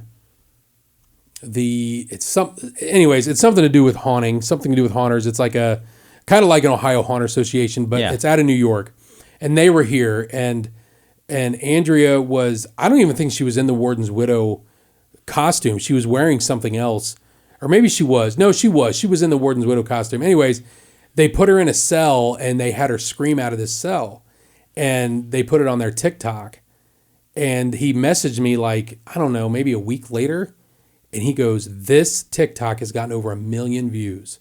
And I was like, what? He's like, yeah, 1 million. I was like, that's just crazy. And he posted it on their Instagram and everything like that. And I think that's kind of where it began on her end, where her TikTok really took off because, I don't know, maybe she was tagged in it or whatever. But then her TikTok really kind of, I believe that's what it was that kicked off her, TikTok experience and how Yeah. she's. But I have people this year coming from. She told me this recently. She goes, there are people coming from England to see me at the haunt. And I was like, are you for real? And she's like, yeah. I'm like, that's crazy. Yeah, and here's my bit of advice to folks that are out there, and that is, if you don't have a TikTok, you should. Yeah, that's my opinion, and I love that platform. I love the platform for a couple reasons. One is I love the push, right, and that is on many platforms you have to connect with somebody. You have a friend, be connected as a friend before they see your stuff, and then you hope that others will share it. Yeah, and it'll maybe get you a larger audience, but the algorithm on TikTok is nice because when you create some content, if people watch it in its entirety or they interact with a like or some words or whatever, the algorithm starts to push that. Yeah. And so you could have a video like the Warden's Widow, right, just screaming in there, and believe me, the person who posted that didn't have 1 million followers, I would imagine. But that video got pushed to 1 million people because people watched it, or they watched it a second time, or they hit the like button. And so that algorithm is great. And so I'm a big fan of TikTok. But what I also like about TikTok is that when you create a video, you can keep that video private. So you create it and you just kind of keep it in your file, your private file on TikTok, and then you can download it. So it gives you the full capabilities of recording, editing, doing a sound over, doing a voiceover, and you could create up to, to your video up to 3 minutes, edited on your phone, save it, which is only yours, and then you could download it, and then you could upload it and use it anywhere else. Right. And so the whole capability of now creating a digital, a digital film, a short film, 7 seconds, 7 seconds, or 3 seconds, or whatever, up to 3 minutes, like that's something that I think, if anybody has the hope, to be seen or have their artwork, or has a message to be delivered, TikTok is gonna certainly give the opportunity to tell your story, to show your work, and I think that when it's well done and it gets pushed, people become TikTok famous, right? Hundreds of thousands or millions of views. I think Andrea's is over 800,000 now. Yeah, I mean, I watch her stuff. It's really good. We did one because we have a Blood Prison TikTok. Now I don't have 800,000 followers, but it's funny though how things. I think we did one. We were shooting our video, and one of the actors was wearing this mask, and I think it was like the sniffing video where she was going like that, and her mask was moving, and that's all the video is. Yeah. It's just that, and it's like maybe not even 10 seconds, and it didn't blow up to like 1 million views, but it's like one of our biggest videos on there. Yeah, and I don't know how that happened. You know what I mean? It's just like, why was this? It caught somebody's attention, and they somebody watched saw it, right? Yeah. And then that person, it caught one person's attention, and then it moved out to, and people are like, for whatever reason, it engaged me. I watched it in its entirety. And I think sometimes on TikTok, I think those short videos allows people to watch it in its entirety and then pushes the algorithm, as opposed to putting out, let's say, a 20-second video. People are like, 5 seconds in and swipe. Those, if you keep it short, right, you got more chance of it being watched in its entirety. And then it tends to push. It's funny that one of the things that you used as a photo to promote this podcast was a picture of me in Negan, in Negan zombie makeup, and it was kind of funny. And my wife Beth and I went out to Outback restaurant, and this was, I don't know, maybe a year or so ago, and the server came up and said, do you watch Walking Dead? I'm like, yeah, of course I watch Walking Dead. I like the show, and he's like, have you ever been told? And I'm like, yeah, I've been told several times I look like Negan. So I was like, maybe I should just do a TikTok, like and do silly Negan stuff, right? Yeah. And so for the same thing, I did a couple Negan videos that went to 60, 200, 300,000 views. Right. And it was silly stuff. And I mean, sometimes, and it was silly on purpose, right? I mean, there's one time that, you kind of had the Walking Dead soundtrack, and you walked up and I pulled out a carrot and I just took a bite and I said, "I'm vegan," as opposed to "I'm Negan." And like, people watched it. And so I think the idea is to just create content, right? And see where it goes. And so I thought it was funny, and I appreciate you sharing that Negan, and again, I was just trying to take Negan to an area that he had never gone to. So Negan as a zombie, as if he were killed, right? I mean, somebody's got to do it. And, do some comedy stuff too as well. So yeah, any TikTok we do with her though is pretty good. I think we did another one with her, like walking with those guys on the chain, almost like Walking Dead when they had him on the when they the one character had him on the chains or whatever. Right. I'm not saying that's what it was, but it was similar to that. And I think that one was a big one for us too, that kind of took off. But the TikTok phenomenon, it's really it's there. Yeah, you know what I mean. I know that some of the other platforms like Instagram Reels and I think even Facebook is trying to capture that that phenomenon, right? And they're second to the table or third to the table, and but it's a tool that I love and absolutely love the content that you guys put out there as well. I think it's important to have it. I think it's it is. I mean, you got to. Or what's the other one? Snapchat or something. There's that one that's kind of big, but and I don't know how Facebook has stuck around as long as it has. You know what I mean? But it's still relevant when it comes to, getting your stuff out there. I have it just because, honestly, like Instagram, and the TikTok. I don't have a personal one. I don't have a personal like a Vic Amasquita. Gotcha. Instagram. It's all Blood Prison, Creature Core, and the Shakedown. Yeah. You know what I mean? That's all I use it for. Same with TikTok. I just use the Blood Prison TikTok when I'm watching it. You know what I mean? Just watching my stuff, whatever is coming through. But Facebook has remained like... I think it's super relevant. It definitely is, but there's just so much on it that, people use it almost for... I don't want to say the wrong reasons, but just for bullshit. Yeah. You know what I mean? But it's still relevant. And they still do things like we had recently got kicked off of the Blood Prison Facebook page was unmanned at one point this week because I got booted off as an admin off my own page, which to this day, I'm just like, how does that happen? And then she got booted and the advertisers that I work with, they got booted. It's Fearworm. So, and, they're like, what's going on? I'm like, I have no idea. I don't know why, but it's just weird how that happens. But that's a Facebook thing.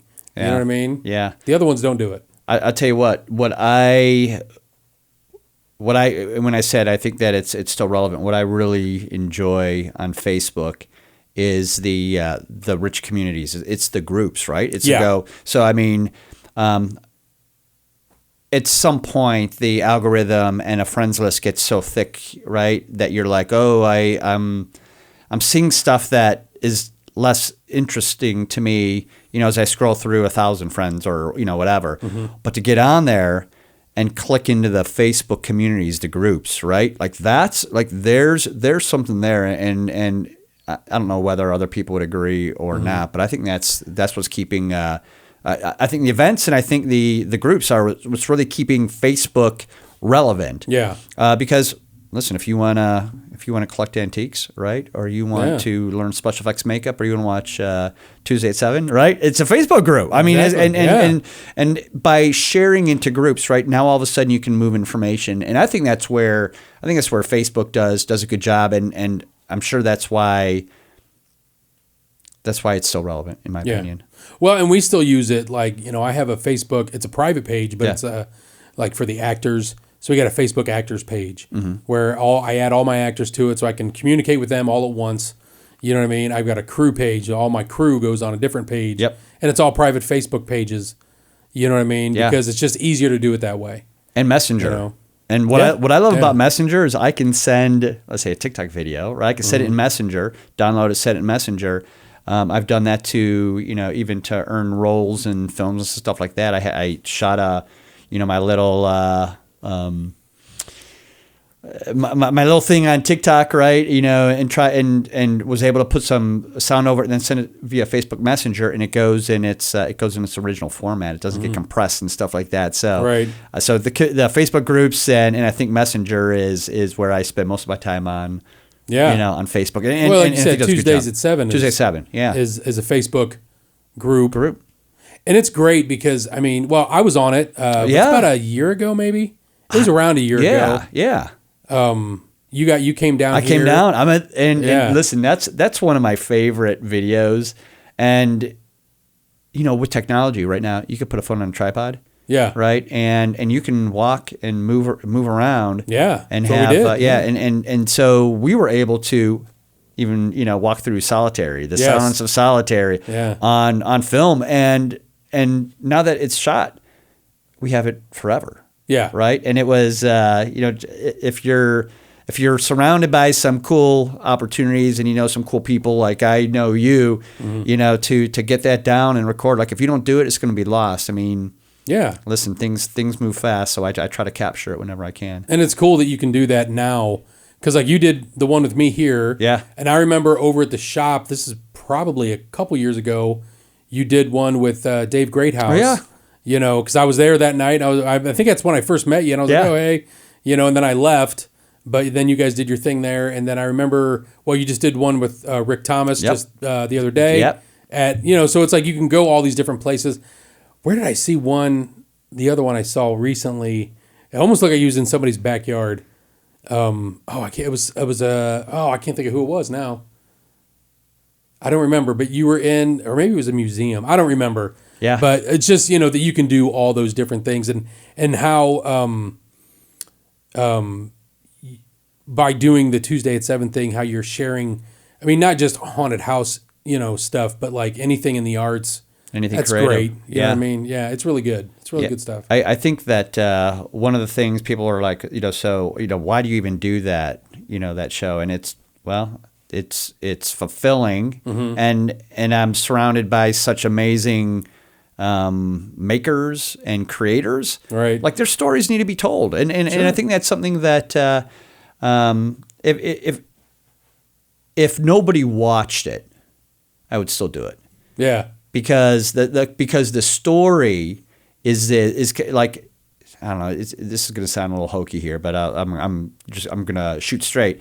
Like it feels like a gift when somebody shares their story, right? And I think people go through their lives, most of their lives, and nobody really ever hears their story, right? Right? And you're like, well, tell me where this started. How did you get there? What was your feelings about this? What was your inspiration? Did this come from your parents? And just to walk through that, like. To me, questions come naturally because I'm honed in and I want to hear that story. Yeah. And if nobody else watched it, it was just me hearing that story, I would absolutely do it. You're fine with that. I would absolutely do it. Yeah, because hearing the stories, it makes it all worth it. And, I agree. And over years, I don't know, 200, 250, really talented people that I've had a chance to sit down with. It's been an incredible, incredible ride. And the collaboration that occurs. Again, all I do is grab my phone, hit the live button, right? And it's unproduced, it's raw. I'm not trying to do I don't have any type of nice gimbal, it's right. shaky, people it feels Blair Witch, I'm feeling a little sick here, right? Yeah. But it's raw on purpose and it's unproduced on purpose. And at least the folks who watch it say, when I watch it, they usually watch it on their phones, usually with earphones, and they go, "It feels like I was there with you guys."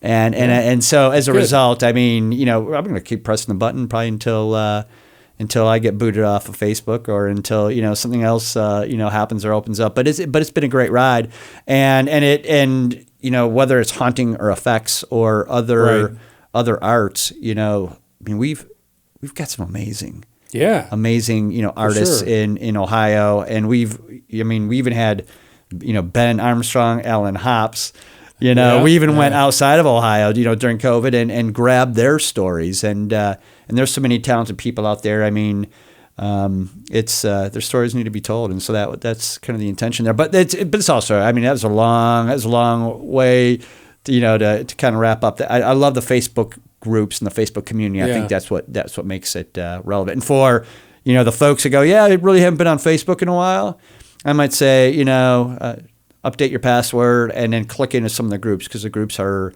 some really great stuff happening in those groups. Well, and on yours, on Tuesday at 7, people say you're the star of your own movie. Mm-hmm. And I look at that like when I talk to somebody, whether it's you or whoever I have on the show, I want to know. I mean, we've all had our own experiences. Yeah. So to hear like how you started and what you did and your favorite, place to haunt and this, that, and the other, that to me is interesting. Just like the same, I want to hear how your timeline has led you to where you are now. Because even when I start thinking about it, if someone asks me like, where'd you get your start? I'm just like, oh God, well, okay. You know what I mean? Because I'm like, wow, there really is a timeline there of like, well, this happened and this happened and here I am. Holy shit. You know what I mean? Yeah. You kind of start thinking about, and that triggers my curiosity as to like, well, okay, Roger, how did your journey start in this? And I mean, that's anybody, Rye, Aaron, I don't care who it is. Yeah. It's like, it's a great way. It's a good time to listen to that. And maybe that's just me getting older. I don't know. But I love to hear, think about somebody who's been around a long time, even older than us. It's like, do you imagine like what that person has seen in their lifetime? Yeah. And kind of funny. I think it's apropos of flipping this over. And that is like this guy right here, Rex Hamilton. So Rex Hamilton, I mean, listen, if they're, and believe me, he could document it, right? Because he's been acting forever, 70s, right? Yeah. But he could probably be in the Guinness Book of World Records as worked in the most haunts. I mean, and so for sure. So to have some of those stories, right, and those experiences, I mean, it's rich. Yeah. And I need to get a hold of him, get him down here for the show. You know what? That'd be cool. Absolutely. Yeah. Listen. Yeah. I mean, there were years, right? And one of the characters he did, and I mean, everybody probably remembers, even at the dawn of the internet when, Haunt World and stuff, and we had message boards, you'd have Lord Zargon reports, or Zargon's comments. But one of his characters, right? His main character is Zargon, Zargon. But there were years that he was part of Scab 5. So we were going out, but there were times that he'd do like the Zargon tour shirt, and on the back of it would be like 20 haunts in a single year that he'd work. And it'd be like, Friday, Saturday, Sunday, and then Friday, Saturday, Sunday. And then the week of Halloween, he's hitting another 7, or so haunts. And so that rich experience, I mean, you definitely have to get Rex Hamilton. I tried to get him to come down. This was like probably a few years ago. I was messaging with him about just coming down to, guest act at Blood Prison. And he was like, yeah, I'd love to, but for whatever reason, it just didn't work out. I mean, there was nothing happened. He just didn't make it down. Yep. And I first met him at Transworld. Like when I first went to Transworld was where I first met him through House. Right. He's the one who kind of introduced me to him and everything. And even back then told me this guy's done everything from the early days, and I was like, oh, wow. And he came to Transworld, and I remember he wore this costume. The first time I met him, he wasn't in costume, but then the next day he came in costume, and he had this, the makeup was phenomenal, and he had these teeth that were like kind of long, and they looked perfect. Yeah. You know what I mean? And he just was totally... Like I just talked to him, I was like, "Oh, hey man, how you doing?" And he didn't break character. Yep. He didn't be like, "Hey Vic, how's it going?" He was just like he was in his. He stayed in that zone. Even at just Transworld, it wasn't even really haunt acting, But yeah, he's great. He's great. Yeah, yeah, and so I think that you've experienced the same thing, and that is anytime that you sit down with somebody, you just kind of share stories, right? Experiences. You walk away learning a lot, in the process. It was funny that we've talked. His name has come up a couple times, but Bob Turner. I remember Bob Turner saying one time. He said, this was back in the '90s. We often went up to Trans World, with Bob, and at that point, we had done some projects together, but we'd gone up, and Bob said, and I remember this, it's one of those things that stuck with me, and he said, listen, he goes, if you pull one or two pieces of like a golden nugget out of a conversation or out of a seminar, and you grab that, right, and you document it, write it down, whatever. But if you could walk away with one thing an hour, and then like your life will change. And he says, so what you have to do is you just have to kind of filter out. And you have to figure out what those gold nuggets are for you, and then put those to use. And I think that like in our interview and our time tonight and the other things, it's there's been some gold nuggets here that we're gonna pull out and and embed into our lives, and maybe pass them on to people below us at some point. So I try to ask everyone this because it always comes, and sometimes I forget, but I want to ask you because I get this question a lot. Which for me, it's just like I don't know, man. It's it's hard to say like what your favorite movie is. Yeah. But for the Halloween industry, your personal, what's your favorite horror movie? My favorite horror movie? Yeah. It's funny that because it probably wouldn't people probably wouldn't guess, but I loved it as a kid. I love the original Amityville Horror. Oh, okay. I love the original Amityville Horror. To me, it's funny because my wife is like, yeah, Roger doesn't like sci-fi, and I'm like, as soon as people leave the planet, I lose it. That's just not. It doesn't speak my name. When people leave the planet, like I lose interest, and that's just my weakness or my lack of imagination, perhaps. Yeah. But it also kind of tells you the story as to what I do like. Well, it's on the planet, right? So number one, they haven't left the planet, so that's a good thing. But then you start to dig in, and they kind of document those things, So I love the fact that like you get the killing at the very beginning, right? And the killing happened. I think it might have been 3:30. It could have been like 3:30 or 3:32 or whatever. Well, 3:33. But during that movie, it starts to document. It's like here's the date, and and I like how it did a good job of making it believable to me as a kid, right? And making it like real. Yeah, and believe me, I know that good and evil exists, right, in this world, and so when there's a good versus evil, or evil versus good movie, like Amityville Horror, that's scary. Yeah, that's scary, and it scared me as a kid, and it's classic. So I would say that I'd say that's probably my number one. Yeah, it's number one. There's something to be said about a movie that is based on actual events. Mm-hmm. You know what I mean? Right. For me personally, I love that, because it's like, dude, this is real. This is, or based on something based real. On real events, right? You know what I mean? A Friday the 13th or a, Nightmare on Elm Street type of movie, which I love those too. Yeah. Because I was a little kid when I first saw those. So I was like, oh my God, what is going on? But those things that, you think to yourself, this really happened. Yeah. That kind of freaks you out. Yeah. Yeah, for sure. Yeah. So and I don't necessarily, when I say like, the Friday the 13th, those movies scared the hell out of me because I was little. Yeah. You know what I mean? But like a movie now that is, any kind of movie, whether it's based on a serial killer or something paranormal, will just kind of mess with you if you're like, especially when they document, so this is how this really happened. You're like, holy shit, that really happened? Yeah. It messes with you. So what's yours? Favorite horror movie? Favorite horror. You can only choose one. I don't know. It's rough. That's hard to do because... It's like picking your favorite child, right? Yeah, right. Well, I can do that. Yeah. No, here's the thing. The Friday the 13th, like the first two... Mm-hmm. And the first Halloween movie, okay, those movies, and I know that's kind of maybe a traditional answer, okay? Yeah. But those so like my buddy's house, we would watch those movies, and I would have to walk from his house to, my other buddy's house, and then my dad lived next door. So I mean, it's a block, but it seemed like a big block when you're like 8. Yeah. You know what I mean? That's a lot of steps. It's the middle of the night. This is back when an 8-year-old could walk home in the middle of the night at, midnight or 11 o'clock. Yeah.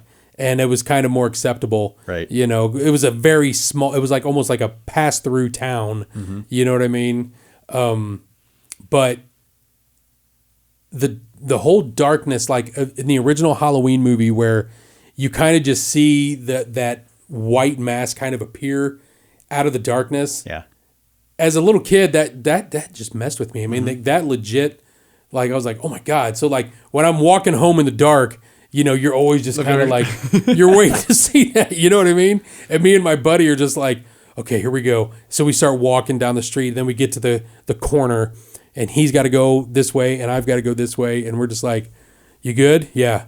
All right. See you tomorrow. And then we just run as fast as we can to our front doors so we can get in the house. So I don't know if it's necessarily my favorite horror movie,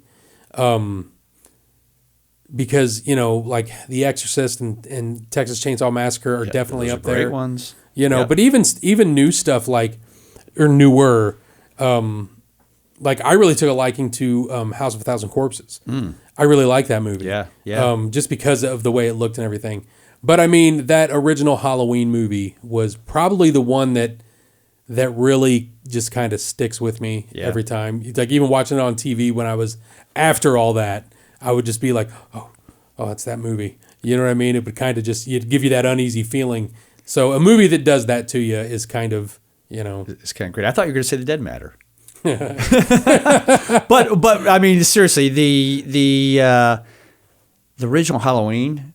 Yeah. I mean, listen, we've all watched it, but there's something about the soundtrack. Yeah. That like without that soundtrack, it's not the same. It's not the same, right? And sometimes I know it comes out. I just play the Halloween soundtrack because I just need to hear it. Yeah. Just like the Jaws soundtrack. Oh yeah. That's another one. Jaws, yeah. You know what? I didn't even think about that. That'd be on my top 5. I watch it all the time. Jaws. 2 notes. Yeah. Mm-hmm. You're just like, what the hell? You know what I mean? That just, yeah. I mean, it was, and is Jaws, would you say Jaws is a horror film? Suspense? No, suspense. What is it? Suspense? I mean, I wouldn't call don't it a know. horror movie. You know what I mean? But there was some, I mean, Okay, it could be borderline. It could be borderline. Yeah. Like you have the hand with the crabs on it, at the beginning after the girl gets eaten. There's definitely some gore. Yeah. That is in that movie, but I don't know if I'd call it a horror movie because you're just really you're on the edge of your seat. I agree, it's not horror, but it was like that. There's something super special. Yeah. About Jaws. There was another movie. We did a movie night. We used to do this. We would do movie nights at Precinct 13. Mm-hmm. Bob would if a big movie was coming out. It was you sat in that theater right there, and you had that stadium seating in the theater. Well, we did have that, but we would if we would come to work, Bob would say, "Hey, this movie just came out. We're not working today. We're gonna go do a movie day. Okay, or we're gonna do a half a day." So we would go to the movies. I see. Okay. And we went to, and it's not a Jaws movie. It's really not. It's not a shark movie, but it's suspenseful. It kind of goes back to what you were saying about the Amityville Horror because of its realism. Mm-hmm. It was called Open Water. Oh, okay. Yeah. Some people would say it's kind of a boring movie, but it gives it made everything real. Mm-hmm. So, and I mean, it's not like a movie that I don't want to spoiler alert or anything, but because it's been out forever. Yeah. But it's just a couple that are newlyweds, and they're going on I don't know if it's just a vacation or a honeymoon. Well, they were scuba diving, right? And they went scuba diving. Or snorkeling or something, right? And they're off the boat. And they go off the boat, and they kind of go their separate way away from the group because they're experienced scuba divers. Right. And they get lost from the group, and they miscount, and the boat heads back, and they get stuck out in the water. And you're like miles from shore. But the funny thing is from the beginning, they start making that movie real because it shows them and I remember watching it going, why are they showing this? it show them like they would close their suitcase, lock it, they lock their door, they're making sure their door's locked, because they're just locking their house up because they're going to be gone for a week. Yeah. But they make it because like you do that when you go on vacation. Right. You make sure that all your stuff's locked up and that everything's going to be okay when you get back because you're coming back. Right. Well, they didn't come back. They didn't come back, and it was frightening. It was frightening when they had the kind of the scuba diver. I don't know if they're scuba diving or snorkeling, but whatever it was. When you had their point of view and that boat took off. Yes. And you knew that you were going to be that they were going to be alone in that water. I mean, first of all, I hate being wet. So, to be wet for hours. Oh man. I mean that would drive me crazy anyways, but to be left out there in open water, horrible. Right? That's frightening. Because I'm not really scared of sharks, but if you were, that's the first thing that goes to mind. Just going, I'm going to get eaten. I'm going to be eaten out here. And the guy, when he gets bit and he bleeds out, and then it shows him kind of floating off, and you can see the sharks. You hear that noise that, like it's. The sharks are hitting him from below and just starting to take chunks of him. And I was just like, oh my God, this is horrible. And then, when she, meets her doom or whatever, it was just one of those, it was just like, that could happen. Yeah. And maybe it did. It could have been, that could have been another one based on actual events or whatever. But those the realism when it comes to those movies, that can scare you by itself, just the actual that happening. So Open Water was one of your half-day movies at Precinct 13? It was, yeah. Oh, it was a good choice. I thought it was a great one. No, it was good. I enjoyed that. And I think that the movies that have kind of the indirect, in other words, they didn't need to show the shark taking a chunk out of the leg. They just needed the sound and to see the body move. Just kind of jerk. Right? Yeah. I mean, there's I don't think we can create something as uniquely our own, playing upon our own fears, right? I mean, if we're going to force feed to go, oh, this is what scares you, or this is what's going to look like, but to leave our own imaginations to itself, to say, oh, I mean, I think sometimes suggesting it is way more scary to me than actually showing it. Yeah. Definitely. Yeah. If it's done right, yeah, definitely. Right. And that was definitely. That was done right in that instance where you didn't see the shark really eating the guy. Yeah. You just you knew it was happening, so your imagination kind of took over. And took it to our own wild, imagery. Oh man, yeah. I love the fact that you guys took off those half days. Oh yeah, those half days. I mean, and I think if you're there's a bunch of them. It's kind of funny and. I don't know when I started doing this. Probably when I started, to meet some folks that had film credits. I started to sit through the credits. I mean, back in the day, I just, the show's over. I'm, get the heck out of there. But all of a sudden, I'm like, oh, I wonder who's doing the effects on this one. Yeah. And so now I sit through because, I mean, the art of filmmaking, right, and musical scores and all that. I mean, it's meaningful to me now, and I took it for granted, earlier. But man, listen. To get to know folks that work on, some really meaningful artwork, films, songs, haunts, experiences, I don't know that I could have ordered it better here in my mid-50s. Right. And that's funny you mentioned that because now it's even more relevant to sit through credits. It's like you go to the movies now and even if you don't know anybody who worked on it or whatever, you always sit through the credits and kind of just wait for that. Something's going to happen. People play. It's like, oh, you got to sit all the way through the credits to see the teaser for the next movie or the sequel. The Marvel movies are big with that. Right. They leave the planet a lot, so I don't know if... Yeah, so some, but not many. And it's when they leave the planet, I'm sorry, and I know it makes my wife cringe because she loves movies that leave the planet, but she watches those, alone or with her friends. Hey, that's all right, man. We all like different movies, Although I thought Aliens versus Cowboys, they didn't leave the planet, but those aliens came down, and I was cool with that. For some reason, I was able to sit through it. I thought that was kind of cool, but... if the Cowboys had left the, left the Earth to encounter aliens. So you didn't like Jason Goes Jason in Space. You didn't like that one? No, that's that one did not hold my attention. Although I am listen, as a camper kid, I was born in the '60s, right? Grew up in the '70s. The whole Friday the 13th, and I was at enough summer camps. Sure. That was frightening to me, and I think it's on my playlist. And I even remember seeing Friday the 13th Part 3 in 3D. I sat down with my friends. I don't even know what year that came out. 80 some, I don't know, whatever. Early but 80s, I remember, watching that in the theater, with the 3D glasses on it. So I've got great memories of those things. I don't think I actually got to see any of those movies in the theater. I think it was back in the day of when you would rent a VCR and watch them on tape. You know what I mean? Yeah. We rented a VCR and watched, or no, actually, no, you know what?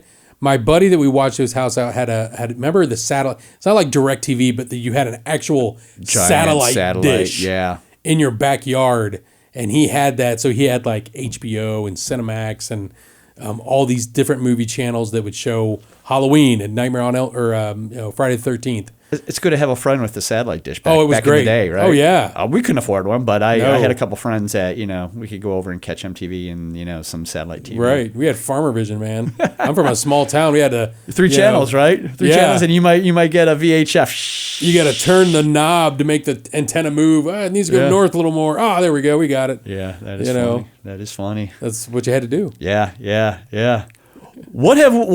Listen. Yeah. Man, this has been a phenomenal conversation. Oh, thanks. Yeah, that's what we like to do, man. Wow, man. Thanks for having me. Well, I think that what have I missed? We've done quite a bit, right? Yeah, you've got some more of the good stuff over there if you want to show anything. Well, you know what I mean. I brought some of this stuff here, and I think I kind of showed the stuff that was really relevant. I figured sometimes the conversation come up.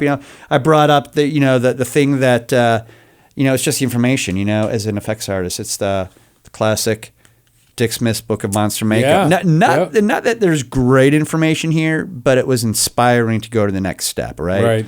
I am familiar with that one. I've seen that book before. Yeah. This is a handbook back in the day with the Legion of Terror and some of the folks that were kind of guiding me along the way. But I think as I'm kind of winding down, and man, I've really spat a lot of words in your direction. Is that I think that if I were to recount the last 30 years of haunting or so, it is about the people. It's about the people. I know some people are going to cringe, when they hear this. I don't think it's about the scare. Not for me. I think it's about the people. It's about the community. I think it's about knowing that when we do something with excellence, that the audience remembers it. And I hope that I'm hope that at some point, unbeknownst to me, somebody's might go back and say, yeah, there was this dude, and he didn't pull a booger out of his nose, but there was this dude, that I remember. Yeah. And in his group of four or with his date, that I was able to affect somebody, right. In some positive way along, years ago. Well, when you say it's, about the scare or not about the scare, I asked House this one time because I work, kind of close with House. We work in the same shop and everything. We did the haunt over there in Crestline. We did it 3 years. It's called the Mad Effects Lab, Robert Kurtzman's Mad Effects Lab. We did 13, 14, and 15, I believe those were the years we did it. Anyways, I remember House would come out and he wore this, he had the things over his eyes that looked like thorns. Yep. And he had these teeth. And the teeth. Yeah, minimal makeup, but he didn't need a lot of makeup. No. He had the teeth. He had, some paint, and then he had like the thorns over his eyes, right? Yeah, and it was, House has got a very specific look. You know what I mean? Because he's just, interesting looking, so when he does his stuff, it's striking. It strikingly is. It is. It really is. But I was standing outside the ticket booth because back then all I did was like ticket booth and promotions and, just kind of, day-to-day type stuff when we were running.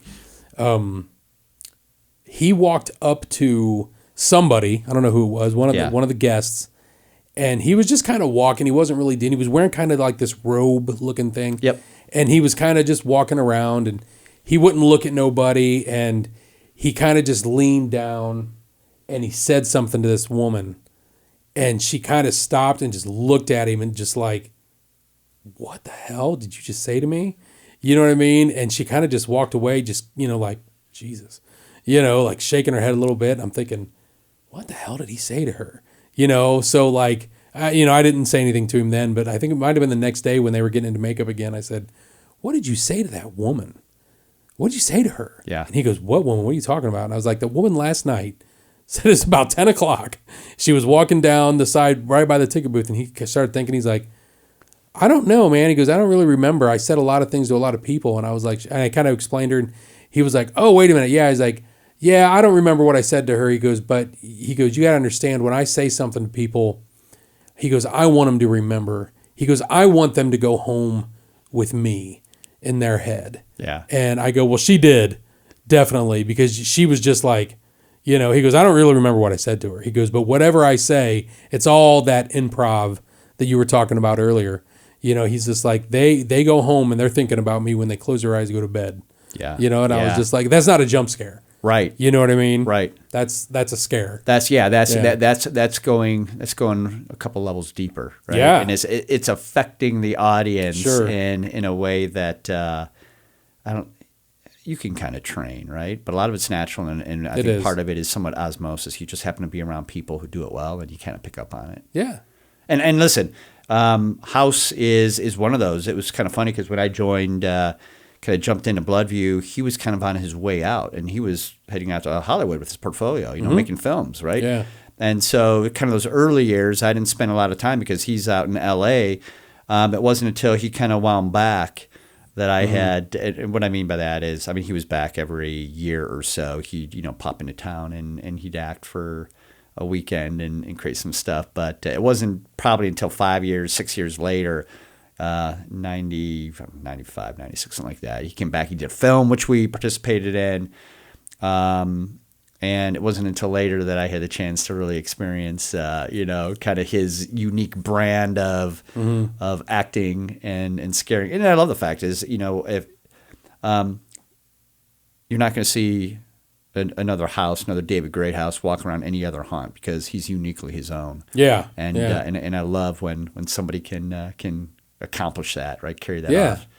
Yeah, for sure. When we first came over here, it was funny. So we we were from a small haunt, so we're moving to this big one. Right. You know what I mean? And, 250,000 square feet. Yeah. This is a big building, so we brought all of our actors that wanted to come, and we did a big orientation, and House was here, and I was like, well, I said, I'm going to take everybody through. We're going to walk through the whole haunt, the route. You know what I mean? This is before we built anything. Yeah. You're just walking it. We're just going to walk the path. So let's see, and people can got to get a look. Oh, I might want to be here, or I might want to be there, and I told them, this is what we're going to do here, and we start walking through, and we're not even 5 minutes into the walk, and I just hear this, ah!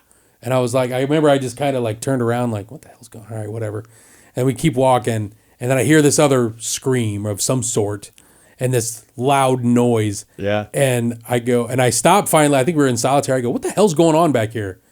And it was House. Yeah. He was just like, I'm getting into it, man. Yeah. And he's like, he would run into a cell and then just grab the bars and just scream at everybody as they're walking by. He would do that. He's like, he goes, I can't help it. This is just how I do it. And I'm like, there you go. That's his blood. That's his genetics. The scared blood courses through his veins. And he was made to do it, and he does it well. And he doesn't need makeup. Right, he can, he can create a look, a feel, a scare, out of nothing. I don't know. Somebody said, all Dave Greathouse needs a little mud and ochre, and then he's great. Yeah, for sure, man. We love House. He's still over there with us at Creature Core, and we're banging out foam latex masks and heads and all that fun stuff. you Yeah, know? Still going strong. And House, I am coming back because it's been a couple years since I've interviewed you last, and there's enough stuff that we need to come back for part two for a part 2 House. He's got a movie coming out. He sure does. Yeah. I can't wait to see that play out. Yeah. He's been talking about that like for a long time. Yeah. I think he's been I shot don't it. even know. I mean, I think he's been talking about that for like 10 years, maybe longer. It was 2 summers ago when he Talking shot about it. it. Yeah. Like Can't when he wait to see it. when he finally shot it. Yeah. You talk about when he was out in Africa, right? In Africa. Yeah. But he does that. That's what he does. Yeah. I was just blown away. I'm like, what? You're doing what? Yeah. We're going to Africa. Why? Tell you what, I'm shooting a movie. Shooting a film. movie. Just like, in Africa? Yeah. Come on, man. He's like, it's where it's set. It's where we're going. I was like, hey, man. He's going to do it there. I mean, that's did it. That's passion. That's passion. And the fact that, he had talked about it, wanted to do it, and he's like, I'm going to accomplish it. Yeah. I love the fact that he starts and he finishes. Oh, yeah. He does for sure. Yeah. Good stuff. I can't wait to see it, but, I think it's September is when he's talking. Yeah. Yeah. So we'll see what happens. You have to get a hold of him. Yeah, Do a absolutely. Tuesday at 7 We'll do on Tuesday at 7. Big announcement, big release. Right, on the that premiere. Yeah, the premiere. Well, listen, man. I don't want to keep you all night or anything, Yeah. but I appreciate you coming down. I could go forever. It's been my joy to sit down and swap stories with somebody else who Hell yeah. who has the same interest and passion as, Well, as me. it's what it's about. Yeah. It's like it's just fun to talk about it. Yeah. You know what I mean? That's why we do it. That's why we do. Yeah. I mean, not just the attraction, but I mean this. For sure. It's inspiring for me personally. Right. To talk to everybody that I've had on. It's been great. It's an art form that only those who practice it can appreciate fully, right? Yeah. And those that do, I mean, we could get together and we can yak for hours, and man, About anything. Yeah, what a great opportunity. And again, as we share out, we're gonna give away that vintage Netherworld T-shirt. So I can't wait. This is that's a real thing. Yeah, that's gonna be good stuff. Extra large. Someone lucky's getting that. Yeah. So somebody's gonna get that piece, and as I said before, I had doubles, and it doesn't do any. That's probably something that. Here will be my last comment, right? Yeah. I think that, as my kids have grown, right, and as I've been around a few decades, and as I've haunted for 3 decades, probably one of the things I learned is, there's something fulfilling at gifting things out, gifting knowledge, gifting your time, right? Sure. Mentoring folks, gifting your double Netherworld T-shirts, but maybe. In the words of a great lyricist, I think that maybe maybe one of my things that I'm really kind of focused on is, it's time to give it away now. So There you go. There it is. Yeah. Wrap it up. All right, Roger. Thank you, man. Thank you, Vic. It's always been a pleasure. my pleasure. All right, man. Have a good one, and we'll see you next time, maybe. Sounds good. All right. Perfect. Good night.